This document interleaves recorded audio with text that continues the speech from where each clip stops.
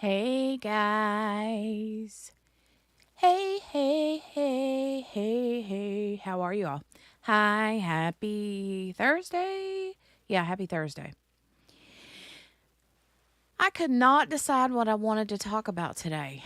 And so I was like, you know what? Let's just wait until the 12-ish o'clock hour when this Bryan Kohberger hearing was supposed to start. And it's been on for a few minutes. So we're going to catch up with it. They're doing their change of venue hearing today. That's what's going on in Idaho. So, we're going to jump straight on into it. I hope you guys are having a good day today. So far, it's been a good day here. Nothing crazy has happened today in the land of my house and kiddos. So, thank God for that. Hey, Kel. Hey, Gail. Kel and Gail. Kel and Gail. Hey, Emma. Hey, how are you? It's been a minute. I hope you're doing good. Emma. All right. Let's get on into this hearing today and see what they decide. I think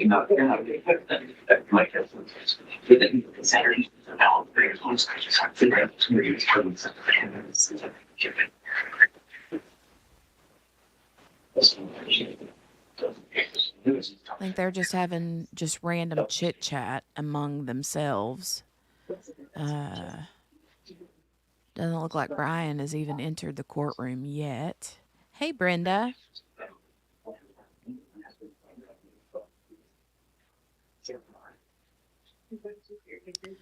So at this point, we're waiting on Bryan Kohberger to enter. But I see his attorney, Ann Taylor, at the defense table, and then the prosecutors on the left-hand side. All right.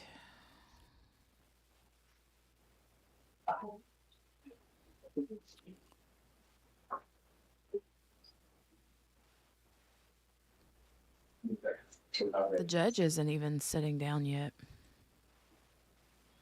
Oh, come on. Oh, okay. Let's scooch through here. Okay, there's Bryan Kohberger.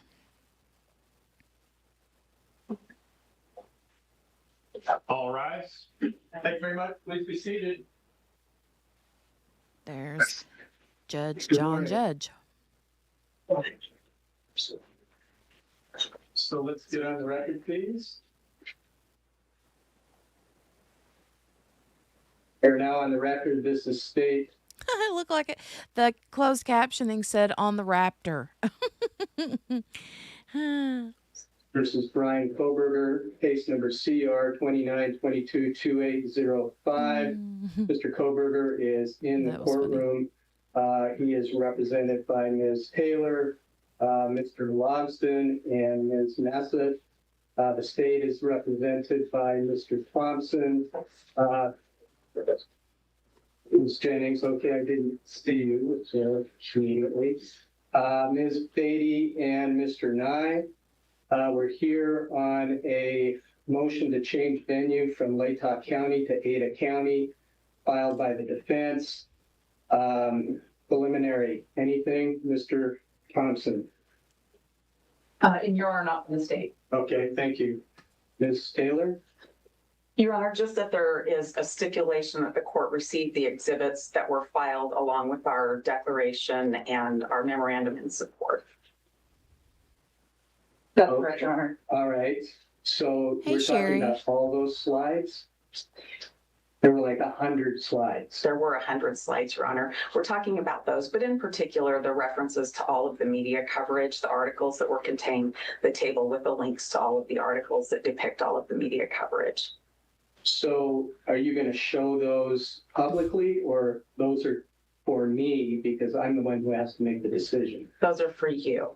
Yeah, Okay. We'll have PowerPoint presentations today, but we will not be going through the hundreds of articles that have been provided for the court's consideration. Well, I'm thankful for that, because I did look through all that, and I thought, oh, this would be not a good thing to, push out to the public, because we're trying to protect that, right? Your Honor, we are, and I think it would take an extraordinary amount of court time to try to read through all of the articles or review all of the bits of news coverage that have happened in this case. We do intend to offer a little bit of a preview throughout our testimony, but certainly not the hundreds of articles and news stories that have existed. Well, that was my other concern. So, all right. Well, call your first witness. Your Honor, Ms. Massa, we'll start. Okay. Mathis, thank you. Good morning, Your Honor. Good morning. Your Honor, as we get started here today, what I'd like to do is provide you with a roadmap of where we're going with our witnesses. The standard here is whether there's a reasonable likelihood that pretrial publicity has affected the impartiality of prospective jurors. To establish the quantity of pretrial publicity, we will call James Todd Murphy with true scope. To establish effect on partiality, we will call Dr. Alili to discuss the social science behind your decision-making.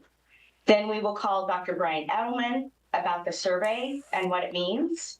And finally, we will call Dr. Dare about the validity of the survey methodology.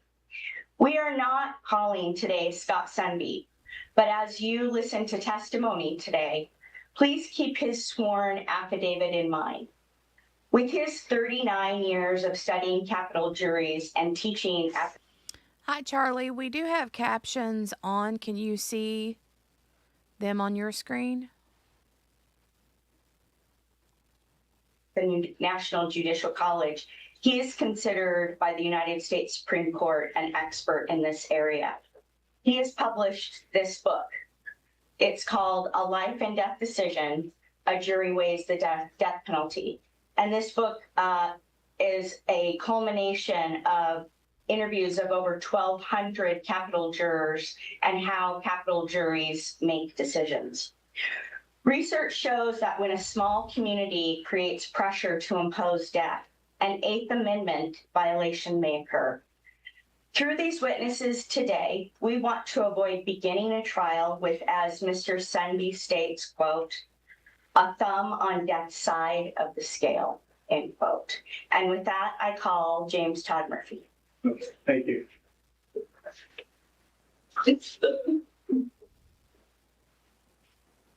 Hey, Mr. Murphy, come on up this way, or however you can find your way through.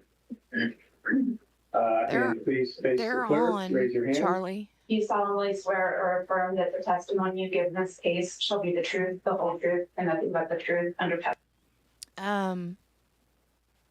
Can anybody else see the captions?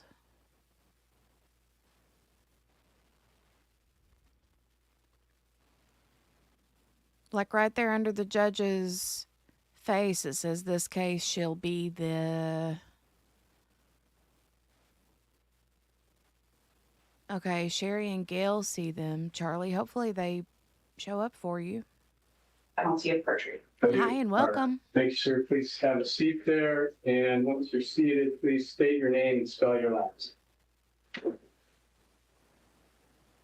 James Todd Murphy. I go by Todd, my middle name. Last name is Murphy. All right, sir. Okay, Catherine. Mr. Murphy, how are you employed? I'm the president of True Scope. That's spelled TRUESCOPE. It's one word. And can you explain what True Scope is? Sure. True Scope is a media monitoring and analysis service. We wrap our arms around all the media types out there. You can do it on Okay, I was going to say, I'm glad that you see it. It is tiny, but they're there. Kel, I thought about that too, but then I was like, well, but it would make more sense for me to think that she would mean long crimes or the streams, but I don't know. a global level or a geographically isolated level. normalize all that data from television, radio, newspapers, magazines, social media, online sources, index that with metadata so we know date, time, placement. We assign sentiment metrics to it. And from that, we can extract data sets for what our clients need, specific to topics or phrases. Can you explain how you track this media intelligence that you just described? Sure. So we have feeds that are coming in. For example, we acquire a feed from X, formerly Twitter. We have an online feed that accesses all available online sources. We have a broadcast feed of TV, radio, and podcasts. All those feeds come into us as they're broadcasted, as they're posted, as they air or are printed. We don't do any modification of the text or the context. We just take it as it was provided by the content owner, index, store, and then run queries against it. Where did you travel from to be with us here today? Our North America headquarters are in Omaha, Nebraska, where I live. Would you tell the court about your background in media intelligence? Sure. Might sound cliche, but I was born into the business. My father acquired press clipping service called Universal Press Clipping Bureau in 1959. Eventually met my mother. Without further detail, eventually I became in existence. It's a technical phrase, I'm not sure. So working alongside my father growing up was just part of the DNA. I studied psychology and communications in college, and when I graduated, the internet was beginning to become a thing. And so I saw a future of data mining and expanding what was a press clipping service into the future. So my full-time employment with Universal at the time started in 1991 and came to today. Beyond your 30 years of experience that you've described in your educational background, do you have other qualifications in this area? Yes. So in the mid-90s, I developed a framework for comparative media analysis where we could take those data sets and compare. My first project was letting hospitals compare themselves to others to see how one brand of a hospital might compare to another within a community or market. I also invented the first multi-channel media monitoring software that would let us monitor multiple TV channels on one computer and write the closed captioning text to a database simultaneously. Innovations not quite as exciting as those continued throughout the years. I also made other acquisitions, which I then folded into Universal, buying up other monitoring services in Alaska or Wisconsin or wherever. Eventually merged my company with TrueScope, a technology company out of Australia. TrueScope owns Universal Information Services at this point, and we're adding AI and other natural language processing to what we do. The tech. What about Good organizations? morning, Are you part of any QB and organizations in Mrs. this field? King. I am.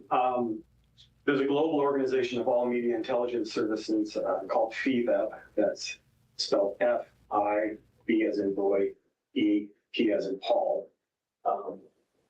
Every continent except the uninhabited ones have many, often multiple media intelligence or media monitoring services.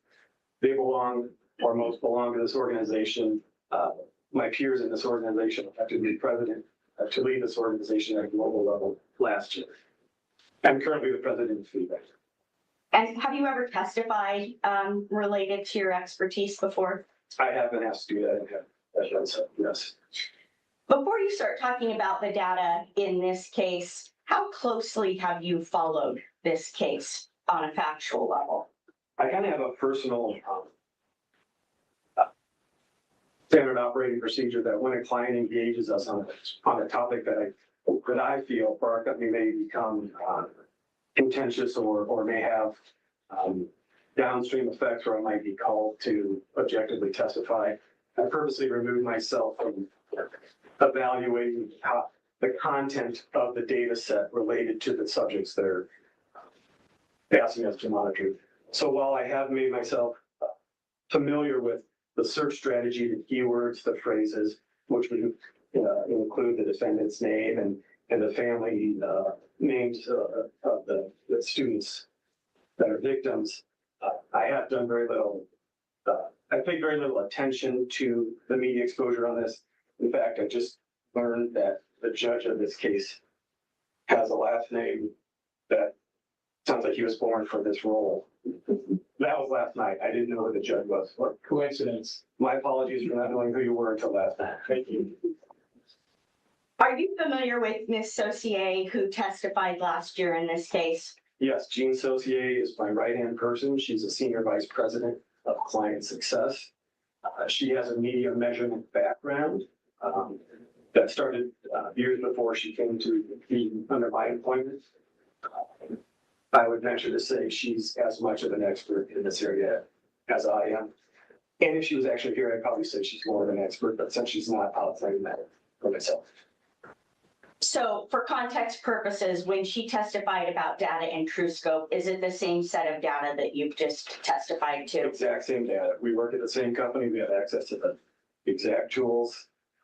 She works with clients directly as yourself, and I work directly with her. How is TrueScope using media intelligence in this case? Hey, P. Lola's mom. I'll say it Glad maybe you're functionally. here. We have been asked by you, our client, to track specific topics related to this case, names associated, and I might say the more unique a phrase is, the more accurate our media monitoring can be. If the name was John Smith and Susan Jones, then we have to do much more Boolean logic, apply more Boolean logic to make sure that we're focused on extracting the story specific. So for you, we've built a search query using Boolean logic and AI to focus on the stories that are of interest in this case. The second half of what we're doing, so that's the media monitoring. We first capture the data. That creates a data set. Then that data set Awesome. is analyzed by our analysis team, which is led by Cheryl Lewis, Theril. Is it just me, or does this dude seem a little nervous? And she has an assistant data analyst who they're trained in a way that we call cross-coder proficiency. So whether Cheryl analyzes a story or Harry, her assistant analyzes it, they analyze it in the same manner. That also creates a check and balance that if something in the media monitoring function picks up a story that matches the name Judge, but for some reason isn't the Judge associated with this case, the analysts then at a human level can say, that's the wrong Judge, and it would be removed from the data set at the analysis level. What objectives is TrueScope trying to achieve in this case? We've been primarily asked to look at the, without even being hyperbolic, would say an extreme amount of media coverage, its impact on a population or a community, and the statistical volume of that media exposure on various communities across the U.S., but focused on several counties within. How long has TrueScope been gathering data for Mr. Kohberger's case? I believe we were engaged on February 15th, 2023. We have some ability to pull some data forward from that time, but that's when technically the engagement began. And you've talked about the media types and the data that's gathered. Is area or location of media coverage able to be determined? Yes, in most cases, maybe I'll separate that into two areas of media. You have traditional media, which would be television, radio, newspapers, magazines, even online news sources. Those are all tied to a specific city and state. You have the Moscow Daily News, and the metadata that we have attached to that source would say, okay, that publication name is in the city of Moscow, in the state of Idaho and has a circulation figure of, I'll say, hypothetically 3,000 readers. I don't know the exact circulation of that specific paper. For television, each television news affiliate, local news comes from what's called a local news affiliate. It may be the ABC affiliate, but it may have call letters such as KXLY, I think is one of the Spokane channels. And they may be an NBC or an ABC affiliate, but they're the local affiliates who's in charge of airing local news. And Nielsen media data, Nielsen services, you may have heard of Nielsen boxes and market ranks and things like that. They know that that station is in this city, in this state, and each affiliate is part of a DMA, a designated market area. Stop me if I'm going too far down the rabbit hole, but a designated market area, although the news may come out of Spokane, Washington, the designated market area is a radius around that can take in additional cities, counties, and at the functional level, consumers of news, viewers in this case. Is frequency of media coverage able to be determined? Yeah, we, since on television, newspapers, online, demographics can change over time, can change by day. So a good example of frequency, why frequency matters. A local news affiliate might have a 6 to 7 a.m. newscast, a midday newscast, a 5 p.m. and a 10 p.m. Depending on what time zone you're in, those can be adjusted based on network. But let's say that they ran a story about anything.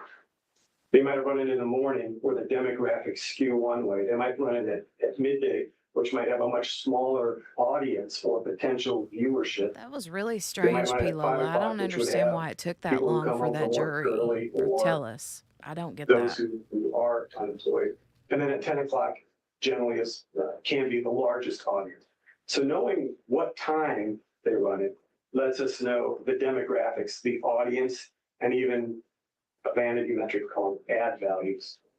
We won't get into that, but what time a story airs and how many times it runs, we aggregate that and we can say, okay, this story ran 4 times on this channel on one day and had a total viewership potential of, say, 50,000. That doesn't mean I watched it at all 4 times. That just means the viewership at each of those times has the potential to see it. And that's where frequency comes into play. Are there types of media coverage that Truth Scope does not gather? We don't track anything that's illegal. We don't go behind, we don't penetrate privacy rules such as your personal Facebook pages if they're marked to private.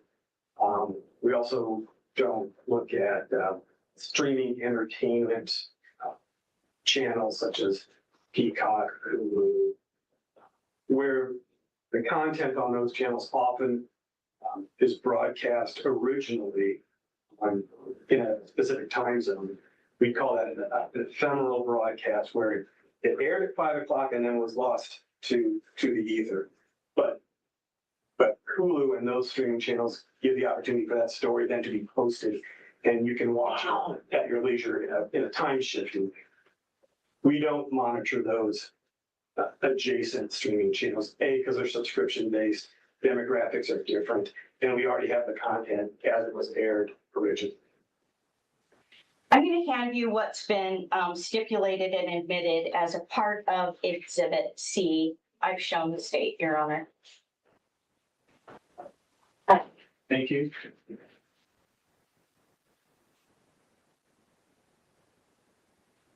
Can you tell the court what that is?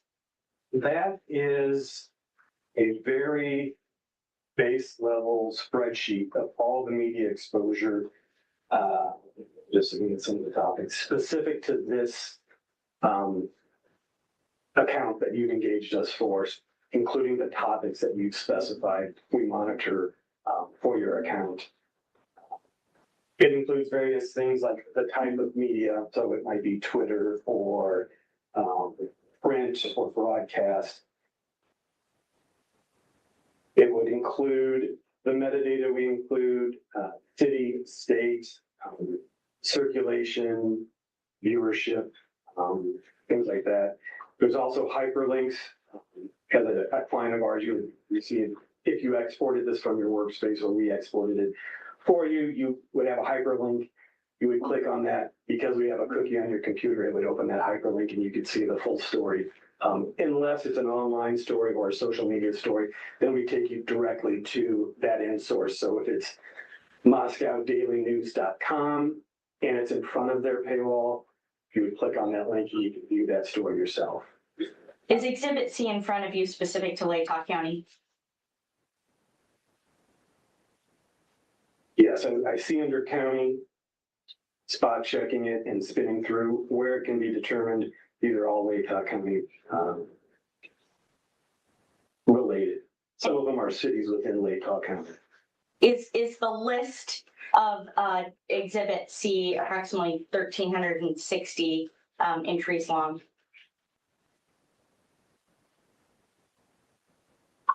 Yes, I can confirm that's the number of rows, which and each row would indicate a individual media mention, or also known as a media story, an article or a news story on a broadcast.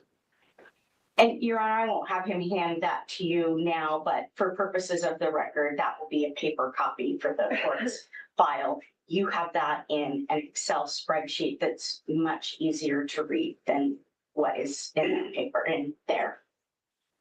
Right, okay, so this was agreed by the state too. So I just want to make sure, because I have the exhibit C also that was attached to your brief, Which is which the, is 300 pages. So, but then we have the additional C, which is more, I guess, thorough. so this is a part of C related to TrueScope, which is this list of the 1,300 stories. And then I'm about to get into the other part of Exhibit C, which is TrueScope's report. Okay. Okay, great. Thank you. Just wanted to clear that up. Did you prepare some other documents that represent media coverage in 4 counties in Idaho for this case? We did. Once TrueScope had and it's an ongoing thing. We're constantly monitoring your news. So even this morning, you would have received a report of any media exposure that has happened since yesterday morning. It runs on a 24-hour cycle where we pushed out a report to the client, but we're collecting it in real time. So if a client wanted to look at their workspace at 3 p.m. today, all that news would be in there. I may have digressed from your question. That's I'm going to hand you an exhibit. Okay. This is the second part of C, and I'm going to put that in front of you because it might be easier to see. You've got 2 screens. Yes, that was the second part of my answer. We did prepare a media measurement analysis. Cheryl Lewis's team, and that's part of the combination of services that we're providing. Okay, looking at this page here, can you please explain to the court what this is? Sure. You have 2 pie charts. On the left, you have the volume of media coverage specific to the keywords and phrases searched for our client related to this case. You see on the left, out of all the media coverage between January 2023 and July 15th, 36% of that coverage, or just over 36% of that, was seen or had the opportunity to be seen in Latah County.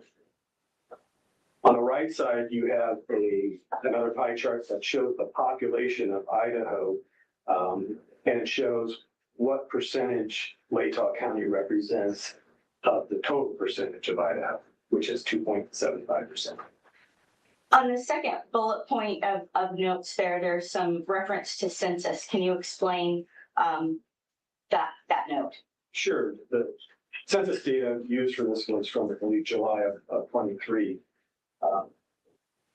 Of the 40,924 people in Latah County, we were asked to look at age eligible to serve on jury duty amongst all of that, the people in the county, which equated to 61%, or just under 25,000 people of the nearly 41,000 all are age eligible to serve on the jury. Right. In Latah. Going to the next page. What does this page tell the court? This is the same analysis framework performed on a different county. Again, on the left, you see the total media coverage in Idaho for the same date range, but 34% of the media coverage was seen in Ada County, which is just a couple percentage points below that of Latah County. The primary difference is the right-hand pie chart, which shows the population of Ada County relative to all of Idaho. And it's over a quarter of the state population, 78 or 26.42%. What conclusions do you draw when you compare the two counties' data? There's a lot more people in Ada County. And where I would be going with that as a media analysis, when I would interpret this from a media analysis perspective, is the propensity to dilute the media exposure in a larger population is a factual function of that. If you have a certain number of stories divided by the population, the number of stories a person can see is fewer if the population is larger. Did that answer your question? Or was I? I'll follow up with another specific one. Out of the two counties, where is the most opportunity for a resident to view stories about this case? It's by far in Ada County. When we did the analysis of the age eligible process, nearly 300,000 people in Ada County are jury age eligible compared to just under 25,000 in Latah County. I'm gonna just ask my question again. It was probably inartful on my part. Do more people in Latah County, is there more saturation in Latah County or more saturation with media coverage in Ada County? Yes. A person in Latah County would be exposed to far more media coverage than people, a community in Ada County. Can we now switch to the third slide? What does this show? This adds in 2 additional counties that we were asked to look at. It reflects media exposure specific to Bannock and Camden counties. And and then there's also a gray area, rest of Idaho. You just want to explain what we see here? Sure. So if you look at the volume of media coverage for the same date range that the first 2, Latah, Ada, and then 4 counties we're looking at, out of all the media exposure for the state of Idaho, Latah received 36%, Ada had 27%, Bannock 1.56%, and Camden just over 3%. And the rest of Idaho got just under a third of the media. So outside those 4 counties, the rest of the counties in Idaho, for the rest of the people that, rephrase that, the rest of the regions in Idaho would have been exposed to approximately 31.53% of the media exposure. Do you turn next to, I believe it's page 5.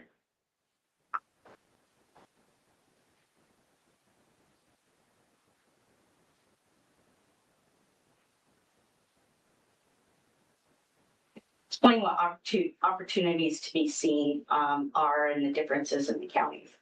Sure. So in this pie chart, again, we're looking at the same date range. Opportunities to be seen are maybe best described relative to probability versus possibility. each person in any of these 4 counties, or the rest of Idaho for that matter, have an equal possibility to see a story. It's like flipping a coin. You can flip a coin 100 times and the possibility of it coming up heads is equal every time. The probability of it coming up heads every time is much different. Probability is a mathematical statement, a quantitative measure. And so opportunities to be seen are dependent on the media type. So we measure opportunities to be seen for, say, newspapers based on their circulation. These are paid subscribers who you then infer pay to receive that news, they consume that news. Television has Nielsen audience figures. Nielsen measures those in smaller markets quarterly, in larger markets 6 times a year, I believe. Any of the broadcast markets we're talking about and the DMAs affecting this pie chart would be measured quarterly. So opportunities to be seen are the possibility that people in that county would see it. It's the volume of those opportunities that creates the potential opportunity or probability that they've been exposed to X number of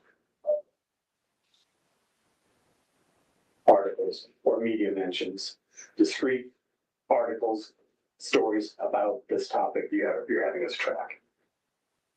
The numbers reflected on the pie chart show that over half of those opportunities to be seen reside within Latah County, nearly 60% or 57.03%. Hey, The Margaret. opportunities to be seen per person in Ada County is 31.2%. Not quite half, but nearly half the opportunities.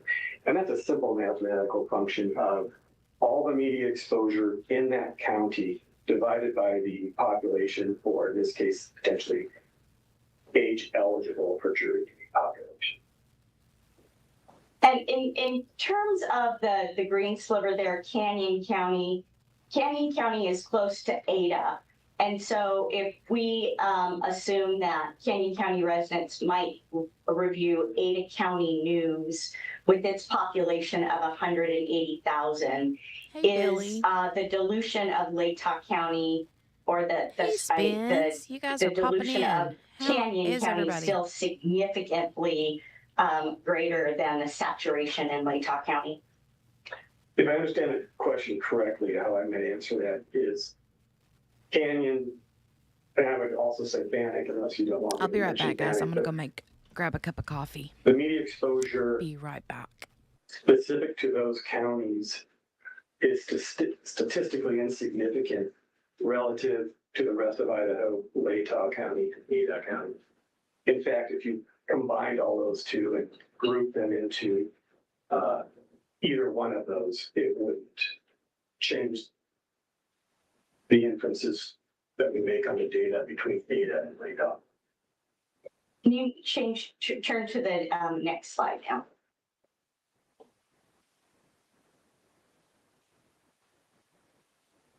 Tell the court which line represents which county and the color. Sure, the darker line, the red line is maybe the easier one to see. That's Ada County, and the darker line, it's a blue or might look black on the screen, is Latah County. And Judge, for your purposes, this is C1 that was filed with the reply, which is an update from the original memorandum to include a more recent date, the date that we filed, August 19th, the reply. So I don't know what one you're looking at, but the one on your computer screen is the one that we're talking about right now. Thank you to tell me that. Could you explain, Mr. Murphy, what the purpose of showing this over time does for the court? Yeah, one of the more interesting charts that we develop for our clients is media coverage over time. And in this case, we're looking at January 1st of 23 through August 19th of 24. If you look at the red line, which is Ada County, you can see that aside from May 2023, it often lags by volume of coverage behind Latah County. In most cases, by 50% or more of the media coverage. So if I rephrase that in maybe simpler terms, the media exposure in Ada County for the majority of time between January 2023 and August, continuing into August 2024, has been far less in Ada County than in Latah County. And what can you tell from the spikes? Have you correlated those with case events? Sure. It might be convenient to look at it analogous to maybe a stock portfolio. Oftentimes a peak is followed by a valley, unless you invest in NVIDIA. But May 2023, you see 198 stories. I believe that highest peak for Ada County was the indictment is what's driving that peak. Now, when you compare that to Latah County, I can see that moving towards that indictment, there was ongoing media coverage. So while Ada spiked, it had a quick uptick in what I would call a fairly slow decay because of the extreme nature of the topic of this story.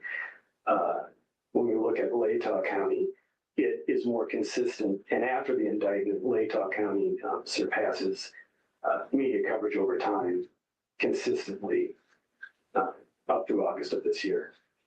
And this was filed with the court on August 19th, and we're here on August 29th. Have you been able to review and see what's going on with the coverage regarding this case right now as we sit here? Yeah, I took a look Tuesday. I started seeing the media exposure ticking up again. It was fairly high yesterday. In my professional opinion, I would wager it's going to be extremely high today. And that's a function of public interest in an extreme news story. A story, you may have heard the phrase, this story has legs. A story that is extreme, unique, atypical, has greater legs than, say, high school football scores you hear on the 10 o'clock news on a Friday night. Those would have a very fast decay of memory on consuming viewers. This type of story will remain on the mind and be of interest up to and beyond the conclusion of this case, however that might be. Would you flip to the next slide? This green line, what does it show? It shows somewhat of a similar pattern across the entire country. It's the same date range. It's also showing media coverage over time, but it's looking at all media exposure nationwide. So while you feel things very acutely locally, even a story as extreme as this garners less interest the further you get away from the local community. And to look at this on a nationwide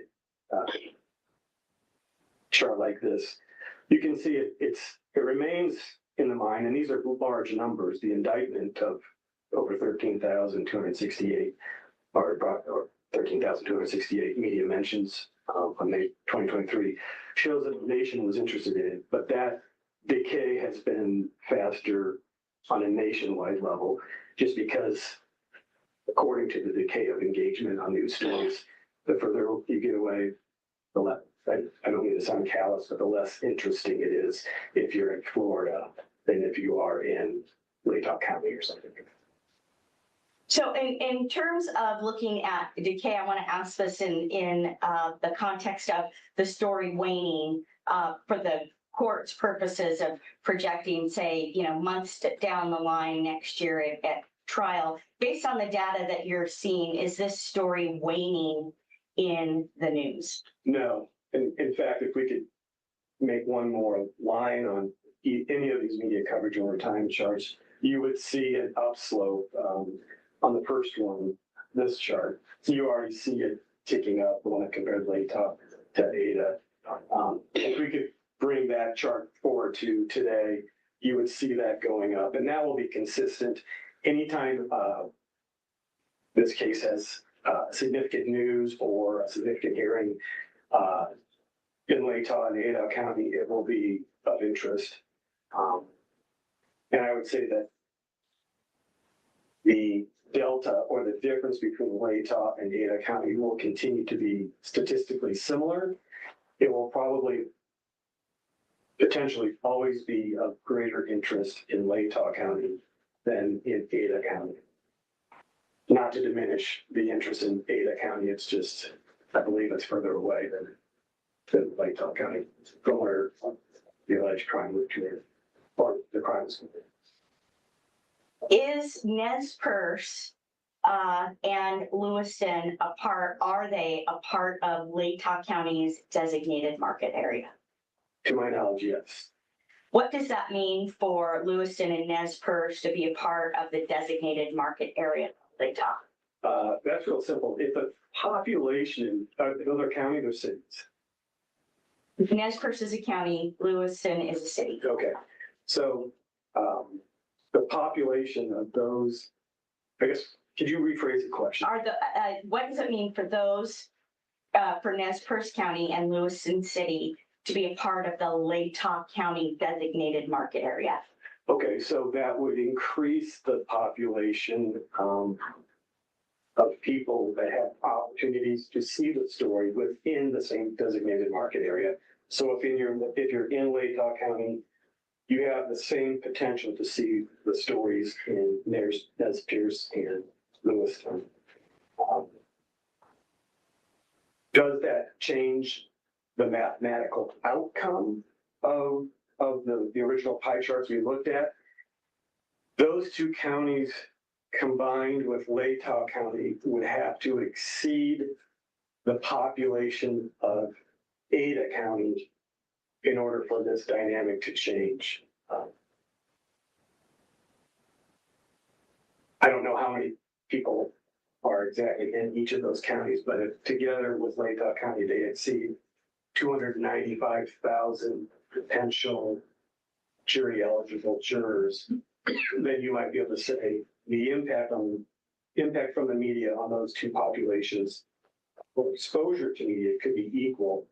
But if Nez Perce and Lewiston are smaller counties and together with Latah are still significantly lower than Ada County, that's not going to change the determination I've made in this data.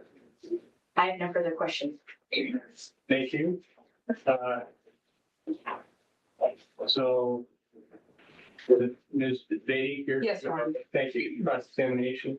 Just briefly, Your Honor. Good morning, sir. Just for my own clarification, on those pie charts, when it says Latah County and Ada County, are you limiting that to the boundaries of the specific county, or are you talking about the broader designated market area? When what we're looking at is media mentioned that impacted the county. The county specifically? Right, so. Thank you, sir. Yeah. So in looking at those line graphs that you presented, I noticed that they started in January of 2023. Correct. So December of 2022, Mr. Kohberger was arrested. Were you able to make any determinations of media coverage in December of 2022 at the time Mr. Kohberger was arrested? We were not engaged nor tracking the media. Okay. And that's not possible to go back and track that? We can do what's called a back search, but we can't. Certain media types have expired. Online news links, social media might have been taken down. So you can do it. I wouldn't say I would present it with confidence. Thank you. I can show you a number. Thank you. So fair to say, though, that there probably would have been a pretty substantial spike at that time as well. I would say yes. And possibly, although you can't say for sure. That spike could have been even higher than any of the other spikes on this graph, possibly. The possibility exists. Thank you, sir. So for the first 6 months on this chart of volume of media coverage over time for Latah and Ada County had more intense media coverage in January, February, March, April, May, and then June, and then in July, there's that crossover where Latah County is higher than Ada County. So fair to say for that first 6 months, Ada County did have, at times, fairly significantly more media coverage than Latah County. Correct. Okay. And council talked with you about these peaks and how they correspond with specific events in the case, such as court hearings. Would you expect that if the court were to make a decision to start closing certain hearings, particularly evidentiary hearings as we approach trial, that would be a mitigating factor that would decrease the amount of media coverage in this case? I can't say yes or no on that. I would say it depends. If those closed meetings were a public record, then the media most likely that's following this would still have a high probability of reporting on it. They may just not have any image or interviews or some of the elements that go into a more engaging news story. So the coverage might be less intense. Intense is a qualification that I'm not able to make. I can't tell you how intense something impacts you as a viewer or a consumer. Sure, thank you. And I noticed in that chart of Latah County and Ada County coverage that in the last couple months, that coverage intensity in both of those counties has become pretty close again. Is that fair to say? Yeah, yes. And so based on these charts, it's really not beyond the realm of possibility that Ada County could again surpass Latah County in coverage, at least at certain points, correct? Again, there's an equal chance of possibility. The probability based on the data, I would say is no, in my professional opinion. We've already seen an uptick, and it appears that in Ada County, the news is much more focused and attentive even to what I might consider a less weighted story. I think there was a story recently about a memorial garden or something that this county garnered quite a bit of media exposure. But that's logical. Sure. Well, in June of 2024, it looks like they got so close that they were just 2 points apart. Is that correct? Latah County just 2 points above? Yeah. And you're not willing to testify that there's a possibility that Ada County could potentially surpass Latah County in the future? I'll absolutely guarantee that possibilities are always equally available. Thank you, sir. I have no further questions. Okay, thank you, Ms. Beatty. Ms. Matthew?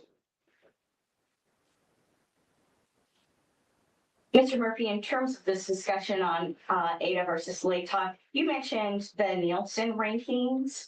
Could you please tell the court the difference between what the Nielsen ranking is, and then I'll follow up with what Latah's is and what Ada County's is. So what's a Nielsen ranking? Sure. So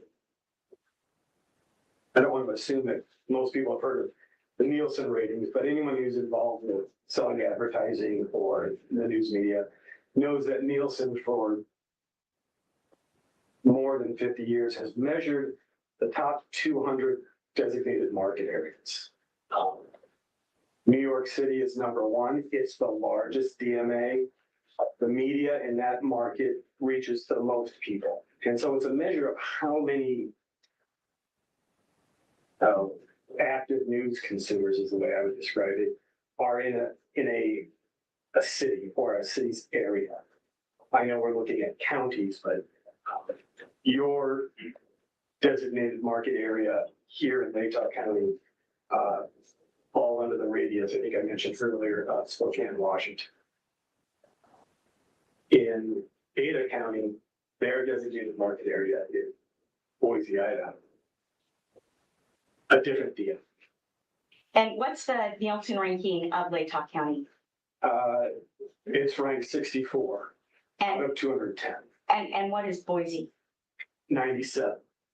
I have nothing, so I should follow up and say, in terms of how that's measured, 64 mean that that is a higher rank than Boise at 97. The DMA in which Latah County resides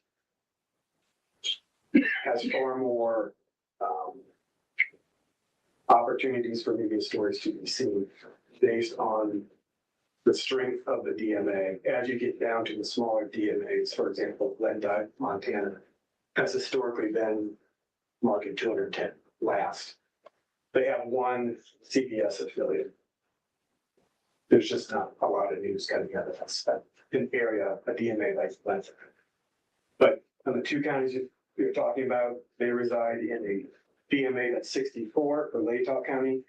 A larger DMA is going to have more media opportunities to be seen and more media outlets available. As you get to smaller markets, you have fewer and fewer media outlets serving there. Nothing further, thank you. Thank you. Ms. Beatty? Nothing for the state, Your Honor. Thank you. Okay, may this witness be excused? He can, Your Honor, and the exhibits that are with him can go for you for the court's paper file for the record. Thank you. Okay, sir, you're free to leave or you're free to stay. But thank you. Appreciate it. You being here. Thank you. Thank you.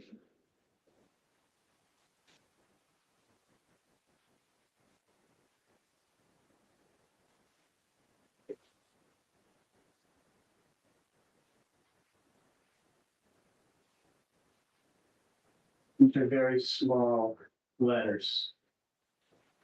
I agree, Your Honor. It was really hard to get them on one page. Sorry about that. Thank you. Why don't we take a quick break and maybe come back at 10:20. Okay, thank you.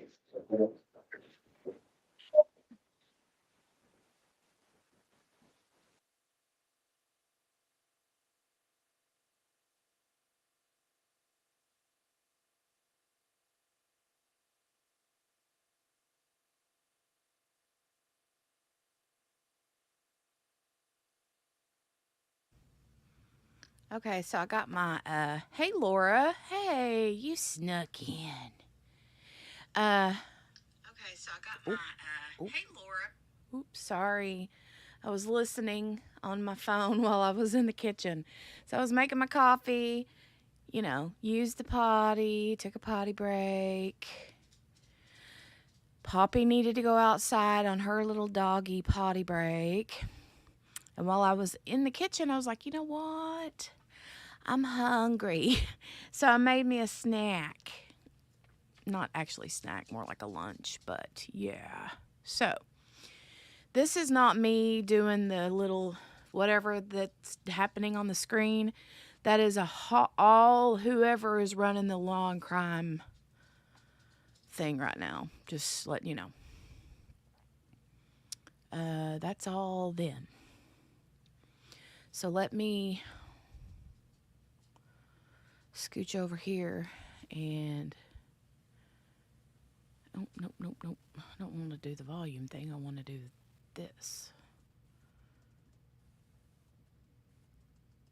Let me go.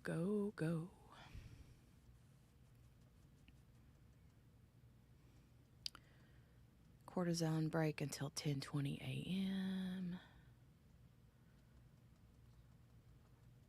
which would be 1:20 Eastern time because they're on Pacific time. Okay.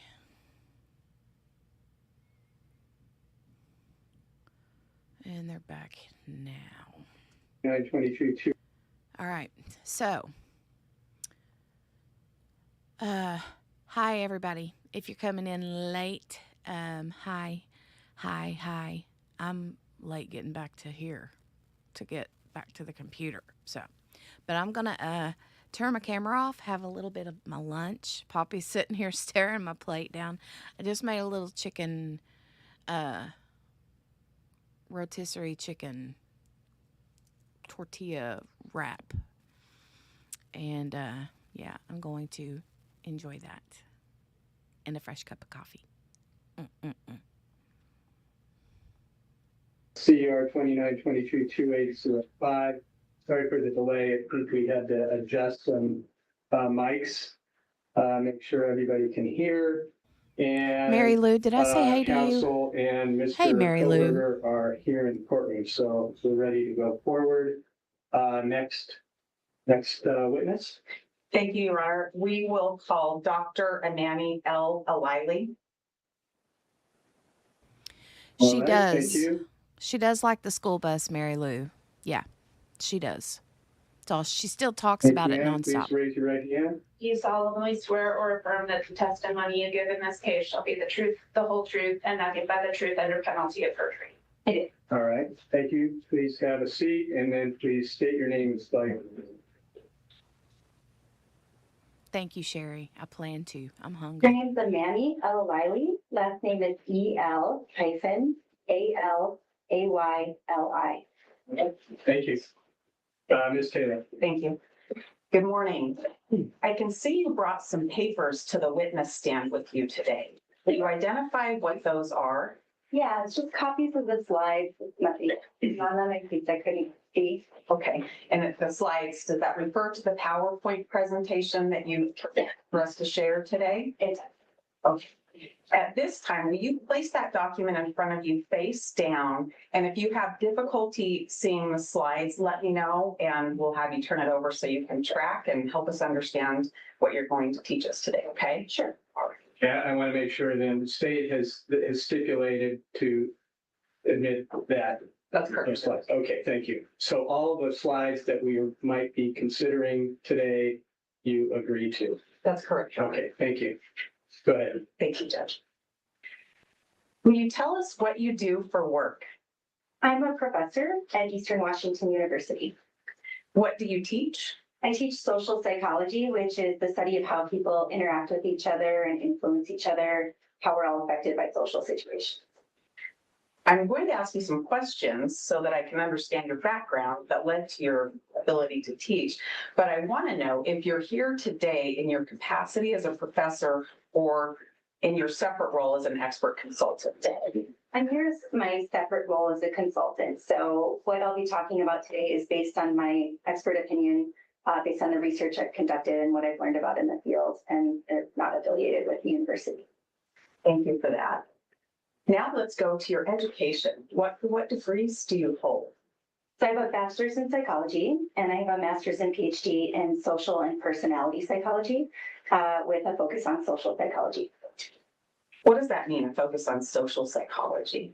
So our area, like I mentioned, it studies how we interact with and influence each other, the power of the situation and how it affects us, like how we're all behaving differently here than in our living rooms. It includes things like how people influence us to purchase things. Like I teach a class on social influence, or influence us to donate money.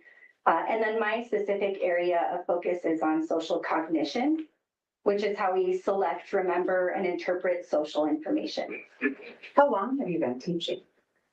I have been teaching since before I graduated with my PhD. Sorry, P. Lola. It's just I just made little pinwheel sandwiches, whatever you want to call them. That's all it is. Just some deli meat and cheese and a tortilla wrap with a little bit of mayo. That's it. So since the late 90s. But I started my positions as a professor in 2002. 2002? 2002 at University of Florida, 2003 at Eastern Washington University. In your role as a professor and a professional, have you written articles and been published? I have. How many, roughly? Roughly 15, give or take. Do any of those relate to human bias? Yes, most of them. So a lot of them are focused centrally on bias, and then many of the others are tangentially related to bias. So it could be biased perceptions of ourselves, how we tend to overestimate ourselves in a lot of ways. It includes biased impressions of individuals, like you might take one thing about a person and make a whole bunch of conclusions about them when you don't know them. And that could influence how you perceive their behavior later on. It includes biased perceptions of groups, so stereotyping and prejudice. And I've also studied biased impressions of businesses. Have you consulted as an expert in other cases besides Mr. Kohberger's case? Yes, I consulted in a case around 2016 or so, and then I was involved in the non-dissemination hearing here as well for Mr. Kohberger's case. So you're telling us that you've testified before in Mr. Kohberger's case. Is that correct? Correct. And have you testified as an expert in any other hearings besides that one for Mr. Kohberger? For Mr. Kohberger, no, just that one. How about other people? Yes, one for, and the case, I didn't seek it out. I have a full-time job, plenty to do. But I've been asked to do expert testimony, and I feel like it's the right thing to do to share what I know about bias. Thank you for that. What is your role today? What did we hire you to do and ask you to do? So my role was to evaluate how publicity about a case could shape potential jurors when they come in and sit on a panel, and to see if maybe people who were living in Latah County or have some connection to Latah County might potentially have more problems being objective because of media saturation and other issues. Did you prepare a PowerPoint to help walk through what you have to share today? Yes, I did. I'm going to do my best to open that up. Give me just a moment.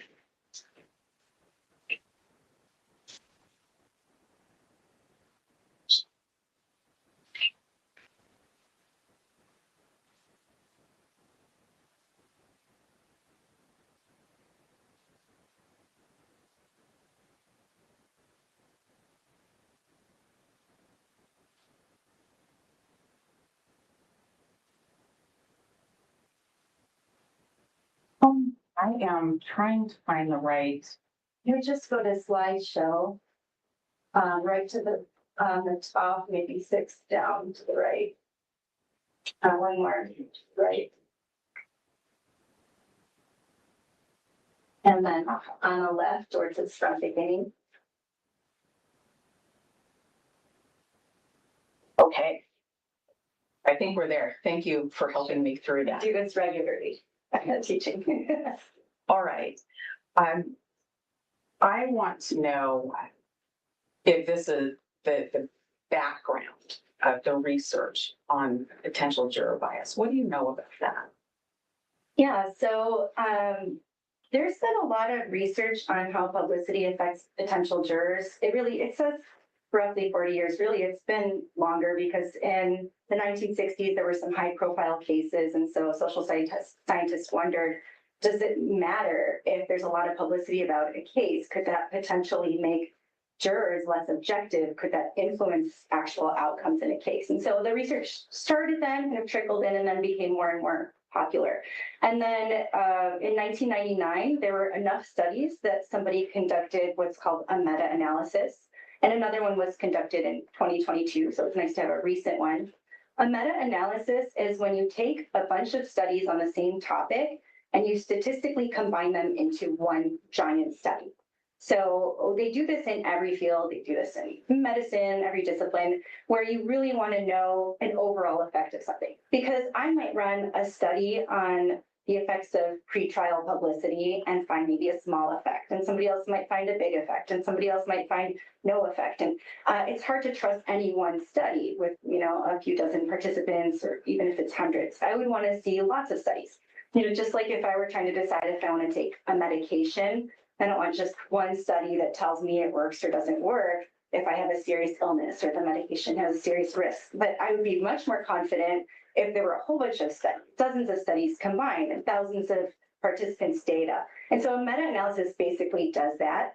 It narrows down a specific topic, in this case, the effects of pretrial publicity on judgments, and it examines overall, combined, is there an effect?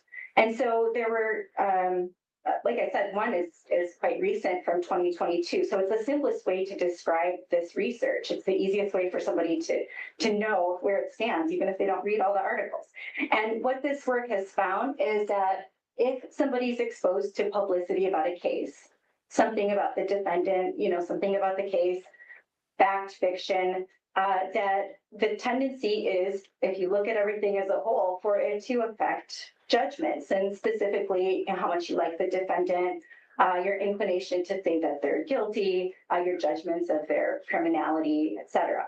And this has been shown with individual judgments of guilt, but even more so with group judgments, with juries. And it looks at participants who are randomly assigned to get pretrial publicity information or not, so that you can really determine cause effect. So this would be a formal experiment. We do lots of studies, and experiments are the ones that I like to look at, because what you do is you hold everything constant except for one thing that you change. You get one people, one experience, another group of people, another experience, and then expose them to all the same things. So all the same trial stimulus materials.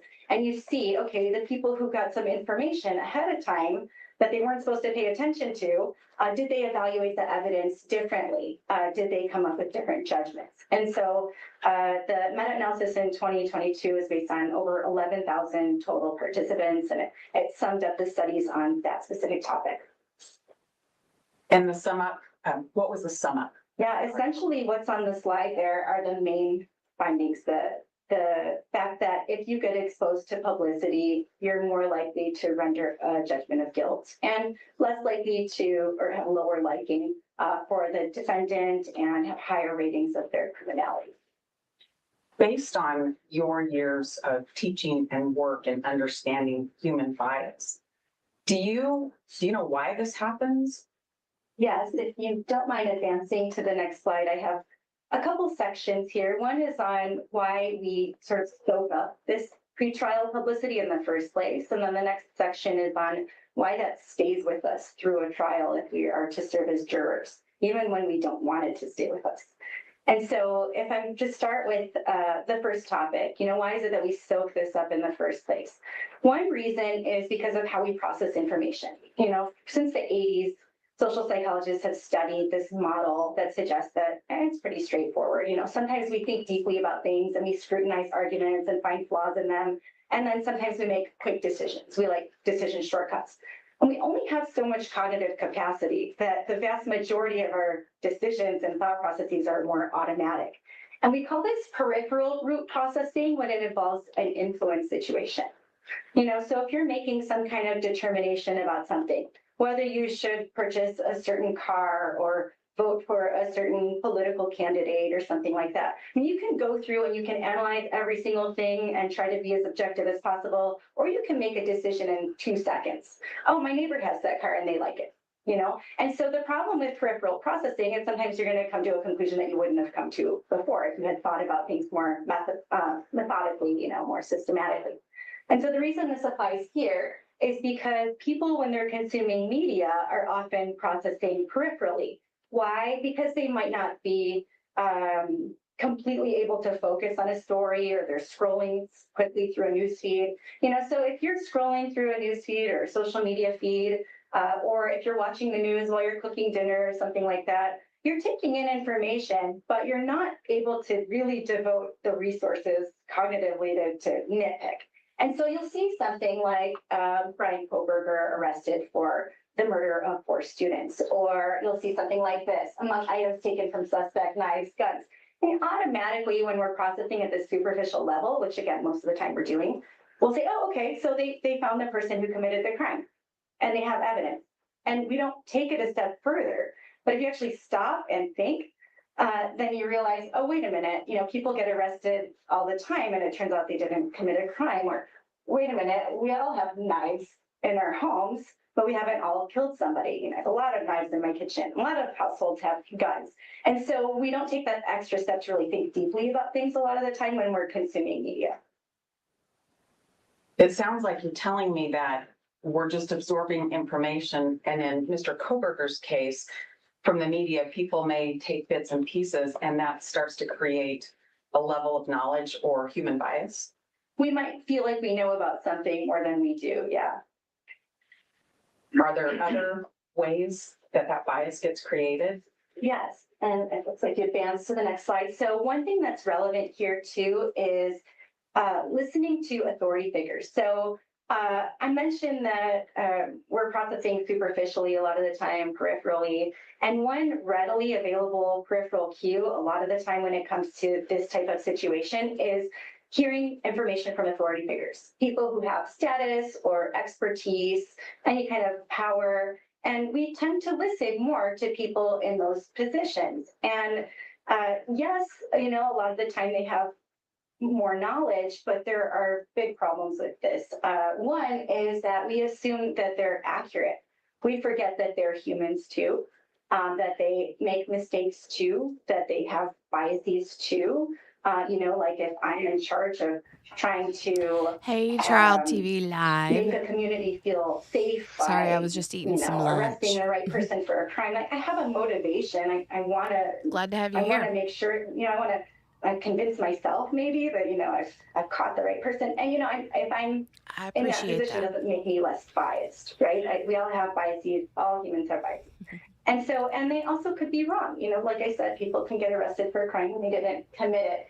And what we found in research over many, many years, decades, is that if somebody has any kind of indicator of authority, even if it's something as minor as height, but certainly, you know, an occupational status, Doing title, good. It's been a good that day. people will Happy Friday Eve, take right? their words so far that they'll do things to contradict their own morals, you know, and they'll be influenced in areas beyond the person's expertise, like a doctor influencing you in your relationships or something that's totally irrelevant. And so we take it a little bit too far. And in the case of Moscow and Latah County, it's really small community, right? And so the authority figures are often going to be people who are known and well trusted. And, you know, so that makes this effect even potentially more problematic. And, you know, as you know, Chief Fry, the chief of the police at the time, had said that he was certain that he arrested the right suspect and he didn't have any doubt. Yes, a long weekend. I'm excited for the long weekend. The whole family is excited for the long weekend. So I hope you guys are doing well. How are you? And does anybody in the chat have plans for the long weekend? Let us know. And so the community would say, okay, well, the chief of police is sure, so then I can be sure too. But like I said, you know, we can't assume, and there's no trial that had taken place yet. And so we can't assume that that's accurate information, but we tend to take that a little bit too much at face value. The example that you gave of the police chief speaking out and offering what he thinks about a case, is that something that creates more bias in the minds of the Latah County residents that heard that? Yeah, I mean, they're familiar with him. They know him to be an authority figure. You know, they may know him personally or trust him personally. And so, yeah, somebody outside of Latah County, they'll still be affected by his authority status, but maybe not as much, right? And then he also has power over people in that community, and that seems to carry some weight when it comes to this type of influence. And then also, you know, the president of University of Idaho saying, you know, we can feel safe now, you know, they found the person. It sounds very conclusive when there hadn't been a trial yet. And so another authority figure was pretty major in an area like Latah because so much is centered around the university. Are there other ways that you found that create bias? Yes, if you don't mind advancing to the next slide. This is a phenomenon that goes back maybe a century. We've been studying this in so many different contexts, tons and tons of research on this phenomenon called classical conditioning. And it's basically when we make associations between things and it causes us to have reactions that we didn't have before. Like, for example, if your alarm clock, we don't really have alarm clocks that much anymore, but if your alarm sound on your phone, if that's what you use, wakes you up this morning and you have kind of a negative response to it, it might be because you associated it with waking up before you wanted to. Before, I know I always try to choose a sound that I don't have an aversion to, but then it doesn't take long before now I have a negative reaction. So you make this connection, right? But if that same tone was used every time somebody, a loved one texted me, then I wouldn't develop an aversion. I might develop a favorable reaction. So classical conditioning is when we develop a response to a stimulus. It could be a sound, it could be any stimulus at all, including a person, because we've connected them with something that it has been paired with, especially repeated pairings. So in this particular case, if the defendant's name is seen throughout media and social media a lot, or his image is shown alongside things that are aversive, negative words, things like terror, murder, evil, or alongside known killers, alongside details of the murder, alongside information about, tragic consequences, things that make us feel bad. What happens is it doesn't take that many pairings, and then his name alone, which was once neutral, because most people wouldn't have known him, becomes conditioned, and it evokes those same kinds of feelings. And they've done studies like this where they can make this happen within minutes. If I could take a picture of any of you, or multiple pictures of any of you, show those interspersed with pictures of other people, and at the same time present words, consciously or not consciously, that say things like terror and evil. And at the end of the study, I can ask people, what do you think of this person? And the rating will be lower. And so if you get that exposure a lot, like in Laytown, where people are getting a lot of media exposure and also social media exposure and having a lot of discussions and attending, vigils, and they're really being exposed to kind of all these emotional reactions. If they're thinking about him at the same time, they can't help but make that connection, even if they don't think he's guilty.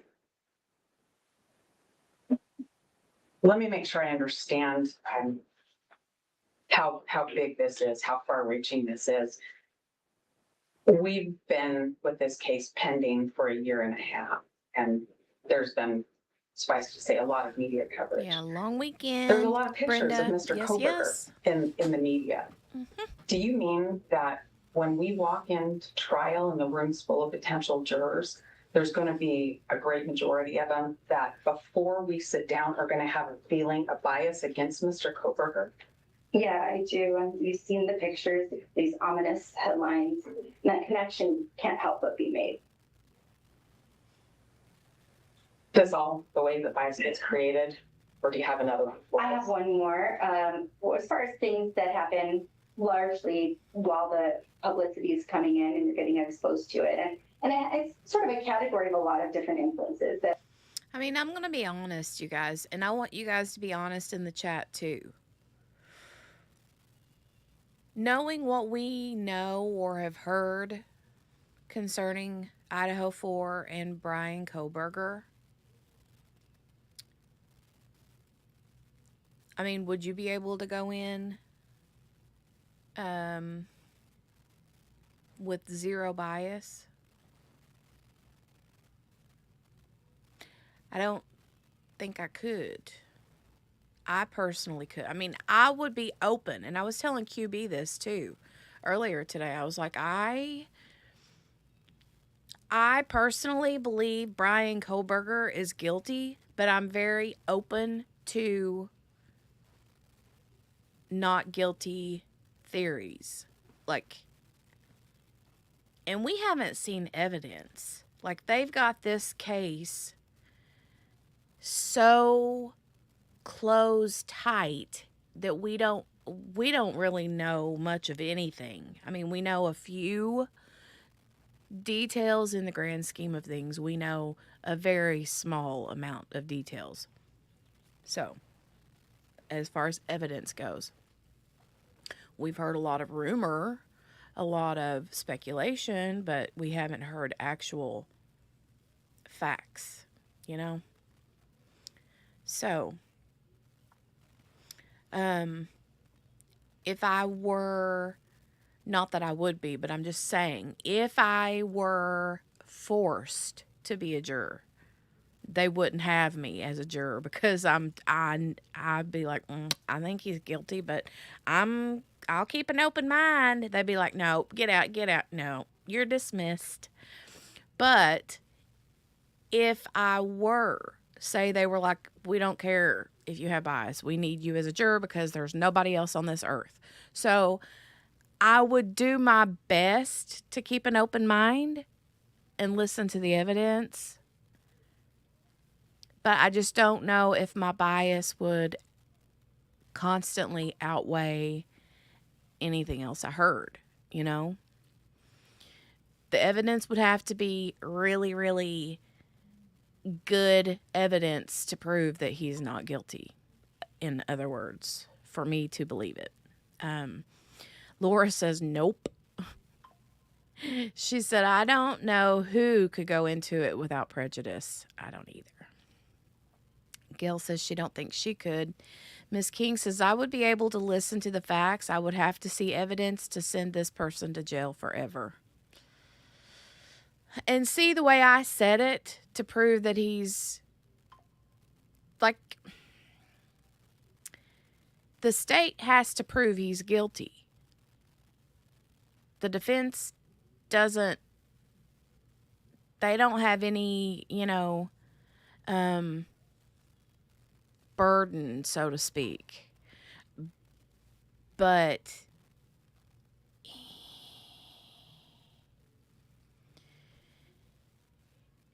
I don't know. I don't know.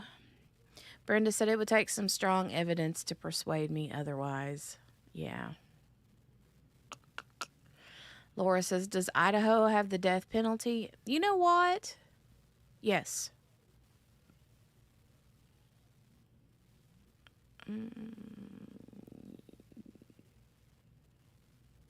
Yes. Somebody remind me, correct me if I'm wrong. I'm pretty sure Idaho has the death penalty. That's where Chad Daybell's. Yeah, Chad Daybell. Yeah, they have the DP. They have the death penalty. Yep. Yep. If I'm wrong, somebody can correct me in the chat. Please do. But I'm like 99.9% sure, yes, that they do.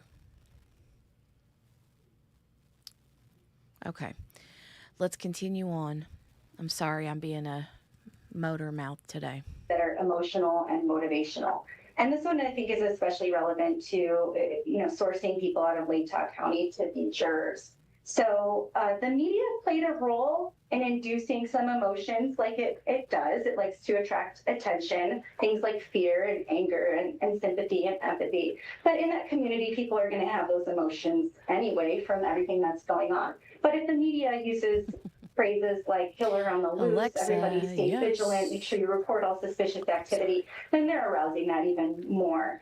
And so what happens is when we have emotions like that, they filter in how we process information. Just like when you're angry, you're more likely to remember things that have made you angry in the past than things that have made you happy. And when you're angry, you're also more likely to have kind of an agenda with new information coming in.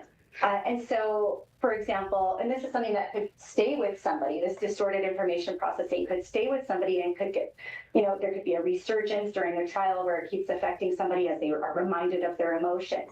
Because, they've associated moods with different judgments of guilt. Like, for example, if you're angrier, you tend to be more punitive and you want retribution. And in fact, in one study, they associated anger of mock jurors during a trial with support for imposing a death sentence for somebody. And they, when they were angry, they were less likely to pay attention to defense arguments. So people aren't trying to be biased. It's just that when we're in moods, those moods filter how we process information, how we take it in.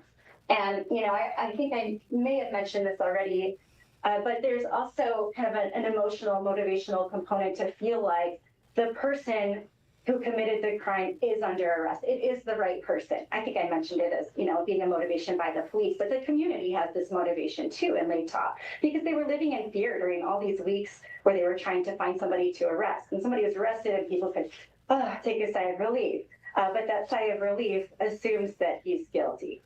And so we have this coping mechanism, basically, where we want to get rid of these negative emotions. And one way to do that is to feel like, oh, well, if he committed a crime and he's under arrest, then I can feel safe now. And so that's something that could come into play too if you live within the region where the event occurred. And that's because of the fear that was associated with. Any of the emotions really could potentially distort information processing. That last point relevant to fear, but a lot of research on how anger influences judgments and how sympathy for victims, empathy for victims influences judgments. And certainly if you are in late time and attended vigils or offered social support, that you're really getting a lot of that empathy and sympathy as well, or if you're exposed to the personal media stories about what happened. So I think I understand the ways that the human bias just gets bigger and more solid in a person. What happens if we seat a Latah County jury and those biases are there? What happens as we put on the trial and evidence is presented? Yeah, well, I mentioned this one can get carried through the trial, this idea of motivational and emotional sources. But there are other things that can happen during trial too that kind of exacerbate the problem. And one of these is confirmation bias. So this has to do with us wanting to confirm our expectations of things. And one of the most fundamental human needs we have is a need for predictability. You don't want to walk into this courtroom and feel like you have no idea what's going to happen. That's uncomfortable. We want to feel like we know what's going to happen. And we know how people are going to behave. And so part of this need for predictability is that it causes us to distort reality a little bit. And so in one way that this does this is through the confirmation bias, which is once we develop an expectation of something, once we decide that this is true, this is the case, or the defendant is guilty or not guilty, or the defendant lives a certain lifestyle or behaves a certain way, or has, then once we decide something, everything goes through that filter. So I talked about an emotional filter. This is a cognitive filter that we actually process information differently based on what we expect to see and hear. It's just like if, you're going to meet up with a friend and you think somebody called your name, you expected it. And so it made you hear it even when it didn't happen. And if somebody does call your name, you hear it more readily. So we're kind of tuned in. And so the processes I mentioned here, this filtering can happen via 3 different processes. One is selective attention. So if I'm a juror and I have expectations about Mr. Kohberger, it doesn't have to be just that he's guilty, but it could be expectations about him as a person. If I have expectations coming in and I'm getting all this new evidence during trial, going through that filter and paying attention to information that backs up my idea. Well, I have this idea that he's a bad guy, and this information backs that up, so I pay extra attention to that. And then they talked about something where he was kind to someone, and I really have to pay much attention to it. So we have this filter, and then we process information too in a distorted manner. We actually will change the information to fit in with what we think. It's just a way of our minds simplifying our worlds. And while these processes all help us not be overloaded cognitively, they distort what we take in. So we have to be aware of them. And recall is distorted as well. So, a trial takes place over a long period of time, potentially, and somebody has to remember a lot of information. And if they have distorted recall that's consistent with their expectations before coming in, that's obviously problematic. Is that the only thing that happens when we have new information at trial? No, I have a couple other things that I'd like to talk about. And the first one is belief perseverance, which is really a direct consequence of the confirmation bias. So it's just like it sounds. This is the tendency for our beliefs to persevere, even in the face of contradictory evidence. Confirmation bias supplies us with this filter. And because we have this filter, if somebody gives us all these facts that go against what we think, logically, we should just change our minds. A lot of the time we don't. In fact, there's some evidence to suggest that sometimes we even cling more closely to our beliefs.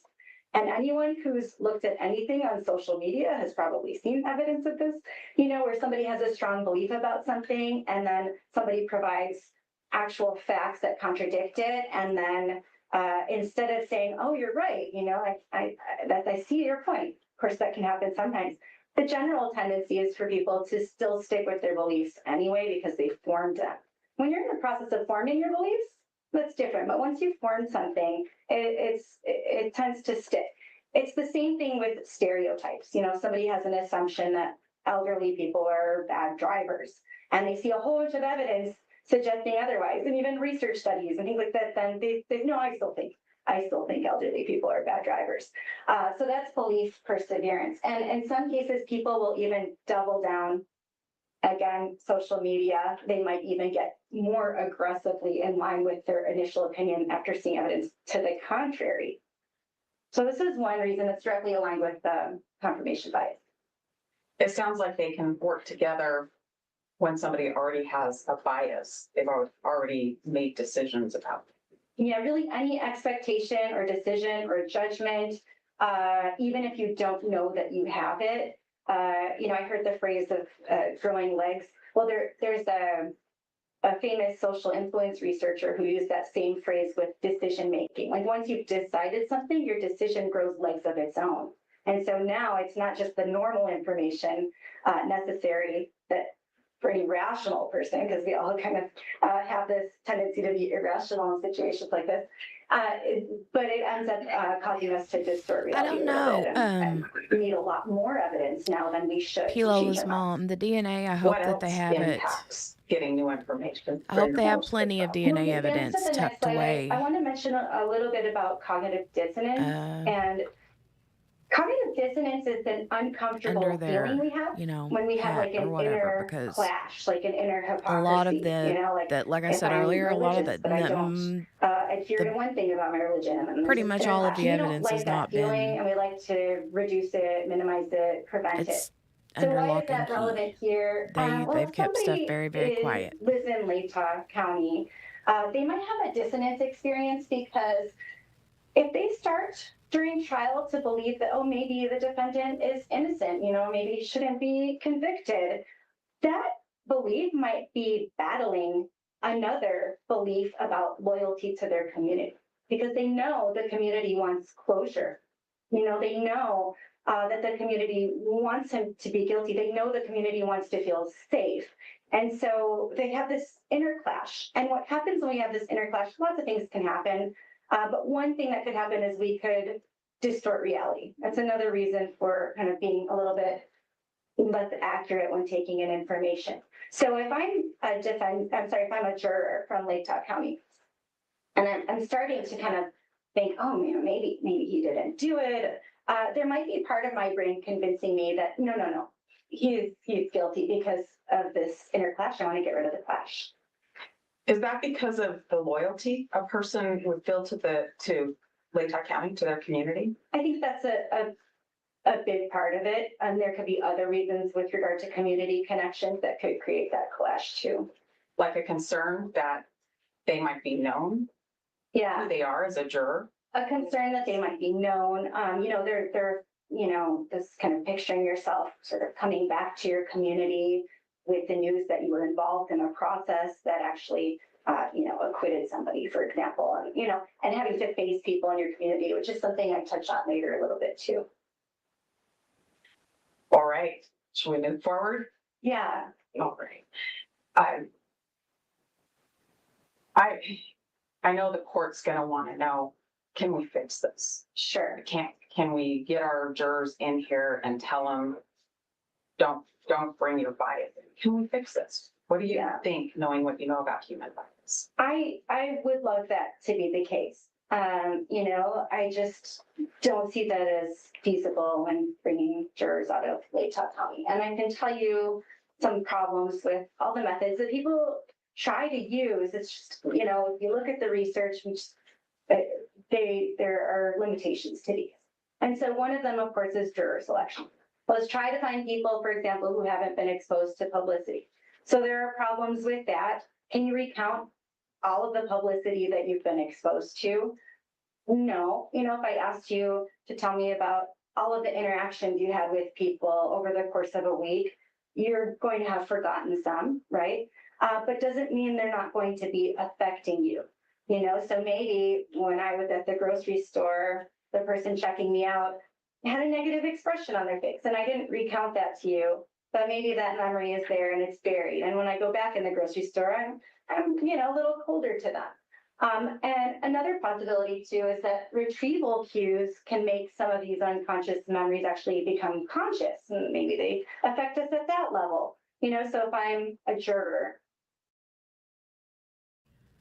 Trial TV Live, I have a quick question. I think it was you that was in here. I think it was you guys the other day that was in here when I was talking. I think QB was up here with me, and we were talking about the case in Berks County, Pennsylvania, of Lisa Snyder, the mom, if that's what you want to call her, to the two kids, Connor and Brinley, that were hung in the basement. She has a bench trial. Okay, it was you guys. Okay, good deal. She has a bench trial coming up September the 16th. I can't find anything. And I want to know how to find, if you can find out if there's going to be any, like, I can't find anything on if there's going to be any coverage of that, like live coverage.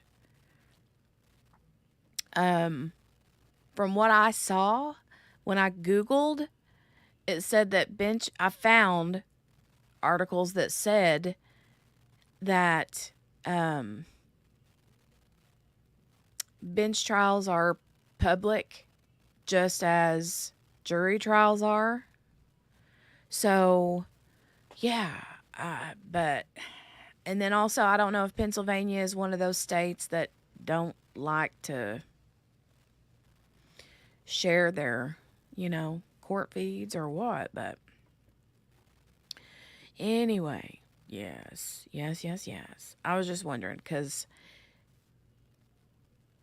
yeah, I gotta see that. I gotta see it. And I'm sitting in and hearing all of this evidence. Thank you. Something might remind me, oh yeah, and I remember they found this information, and maybe it's something that's not admissible, but now it's affecting me. And I didn't report that I knew that because I didn't remember that I knew it until something cued that up. And so that's a retrieval cue, is basically something that reminds you of what you know and can't articulate yet, or maybe don't have knowledge about it at a conscious level. Thank you. And so there's a problem with that, picking people who haven't been as exposed to a case. And of course, in LATA, we talked about the saturation of media. It'd be hard to find somebody to even say that, but if they say that, She was just keeping it really would be safe, something you could rely on as being totally correct. And then this is something that I focus a lot of my research on, and it's bias. So there's a lot of research on how we overestimate ourselves. We have overconfidence. We tend to rate ourselves as better than average, like better than average and intelligent. Hey, Cherie. There's one study where the vast majority of people rated themselves as better than average drivers, but we can't all be better than average. And it included people who had gotten into multiple car accidents. So Ms. King says cats are the best They're coworkers. making an accurate assessment of themselves when they're asked, hey, do you have any bias, for or against the defendant? Do you have any, or are you capable of setting aside your bias? People probably often believe that they can set that bias aside because it's in line with all of this research that we know about how we tend to overestimate ourselves. So they're going to say they're less biased than they are. That's been shown over and over again in a lot of settings. And by the way, the people who are the most biased have the most distortion when they're estimating their bias in at least some cases that they've studied so far. That's some research I've done too. And then also they're going to be biased about how much bias they have. That's called the bias blind spot, which has been studied too. So I might acknowledge that other people might be biased, but I won't be biased, and I'll be capable of setting it aside. So that's one process, jury selection that we would hope would work, but there are a lot of drawbacks to it, so I wouldn't rely on that. Do you think that it's less likely to work in a situation like this with the amount of negative media coverage that has been going on for a long time? Yeah, if you ask somebody from Latah County to forget everything that they've heard about the case, forget all the discussions they've had, forget all of the media they've been exposed to, forget all the emotions that they've experienced, set all that aside. Can you really do that? Can you unfear things and unfeel things for an extended Jury selection for this trial is going to be that's quite an hardcore. So yeah, I think that's problematic. And will probably take a good long while. This trial is projected to take 3 full months. Is that what you mean by extended period of time? Oh my God. Did you hear that? This trial, she said, is expected to last 3 full months. What? I mean, I figured it would be long because there were multiple victims, but gee, yo. And I know that there's a crap ton of evidence, but holy cow. Is that including jury selection? Let's listen to this again. Yeah, you've been exposed to. Forget all. Yeah, I mean, if you ask somebody from Latah County to forget everything that they've heard about the case, forget all the discussions they've had, forget all of the media they've been exposed to, forget all the emotions that they've experienced, set all that aside. I mean, can you really do that? Can you unhear things and unfeel things for an extended period of time to be objective? That's quite an undertaking. So yeah, I think that's problematic. You mentioned extended period of time. This trial is projected to take 3 full months. Is that what you mean by extended period of time? Yeah, really. The longer it is, the more potentially distortion there can be because your decision has grown legs and things are getting filtered through filters, and then. Okay, so 3 full months. Not only are they going to have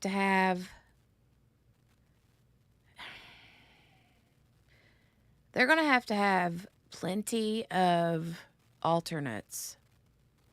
Because 3 full months, that is way too much time for all kinds of things in the jury box to go sideways,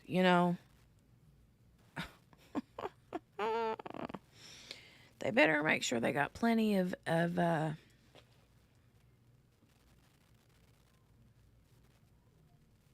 wow. Laura says either they have evidence or they don't. Well, that's the thing, Laura. I feel like that they have so much evidence. And then you've got 4 victims, You've got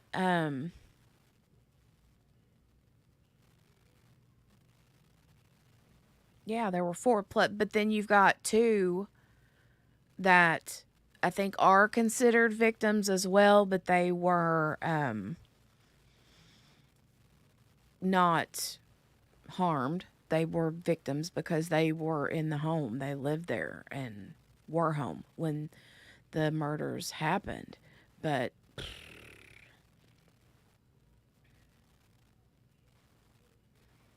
I mean, you got Kaylee and Maddie and Ethan and Xana.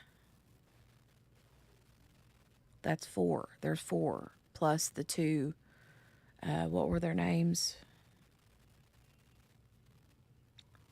Dylan and something else. I can't remember the other girl's name. I think it starts with a B. But I mean, you're going to have all the expert testimony. You're going to have a lot of forensic, like digital. But 3 months. And if they end up making this sequestered, if they sequester them, that would be dang near impossible. Definitely a long haul, Cherie.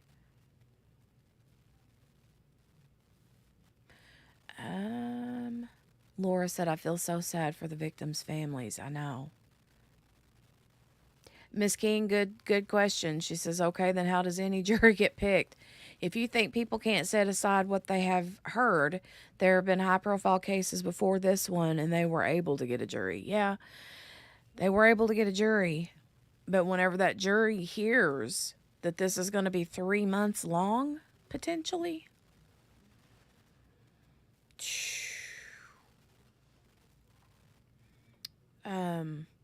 and it's crazy because you're going to have people who, one, don't want to be part of the jury. So they're pulled in for jury selection. And then they're like, oh, well, 3 months out, in September, my daughter's getting married or whatever. And then you got other people who will bend over backwards to be on that jury and have no business being on that jury because of that.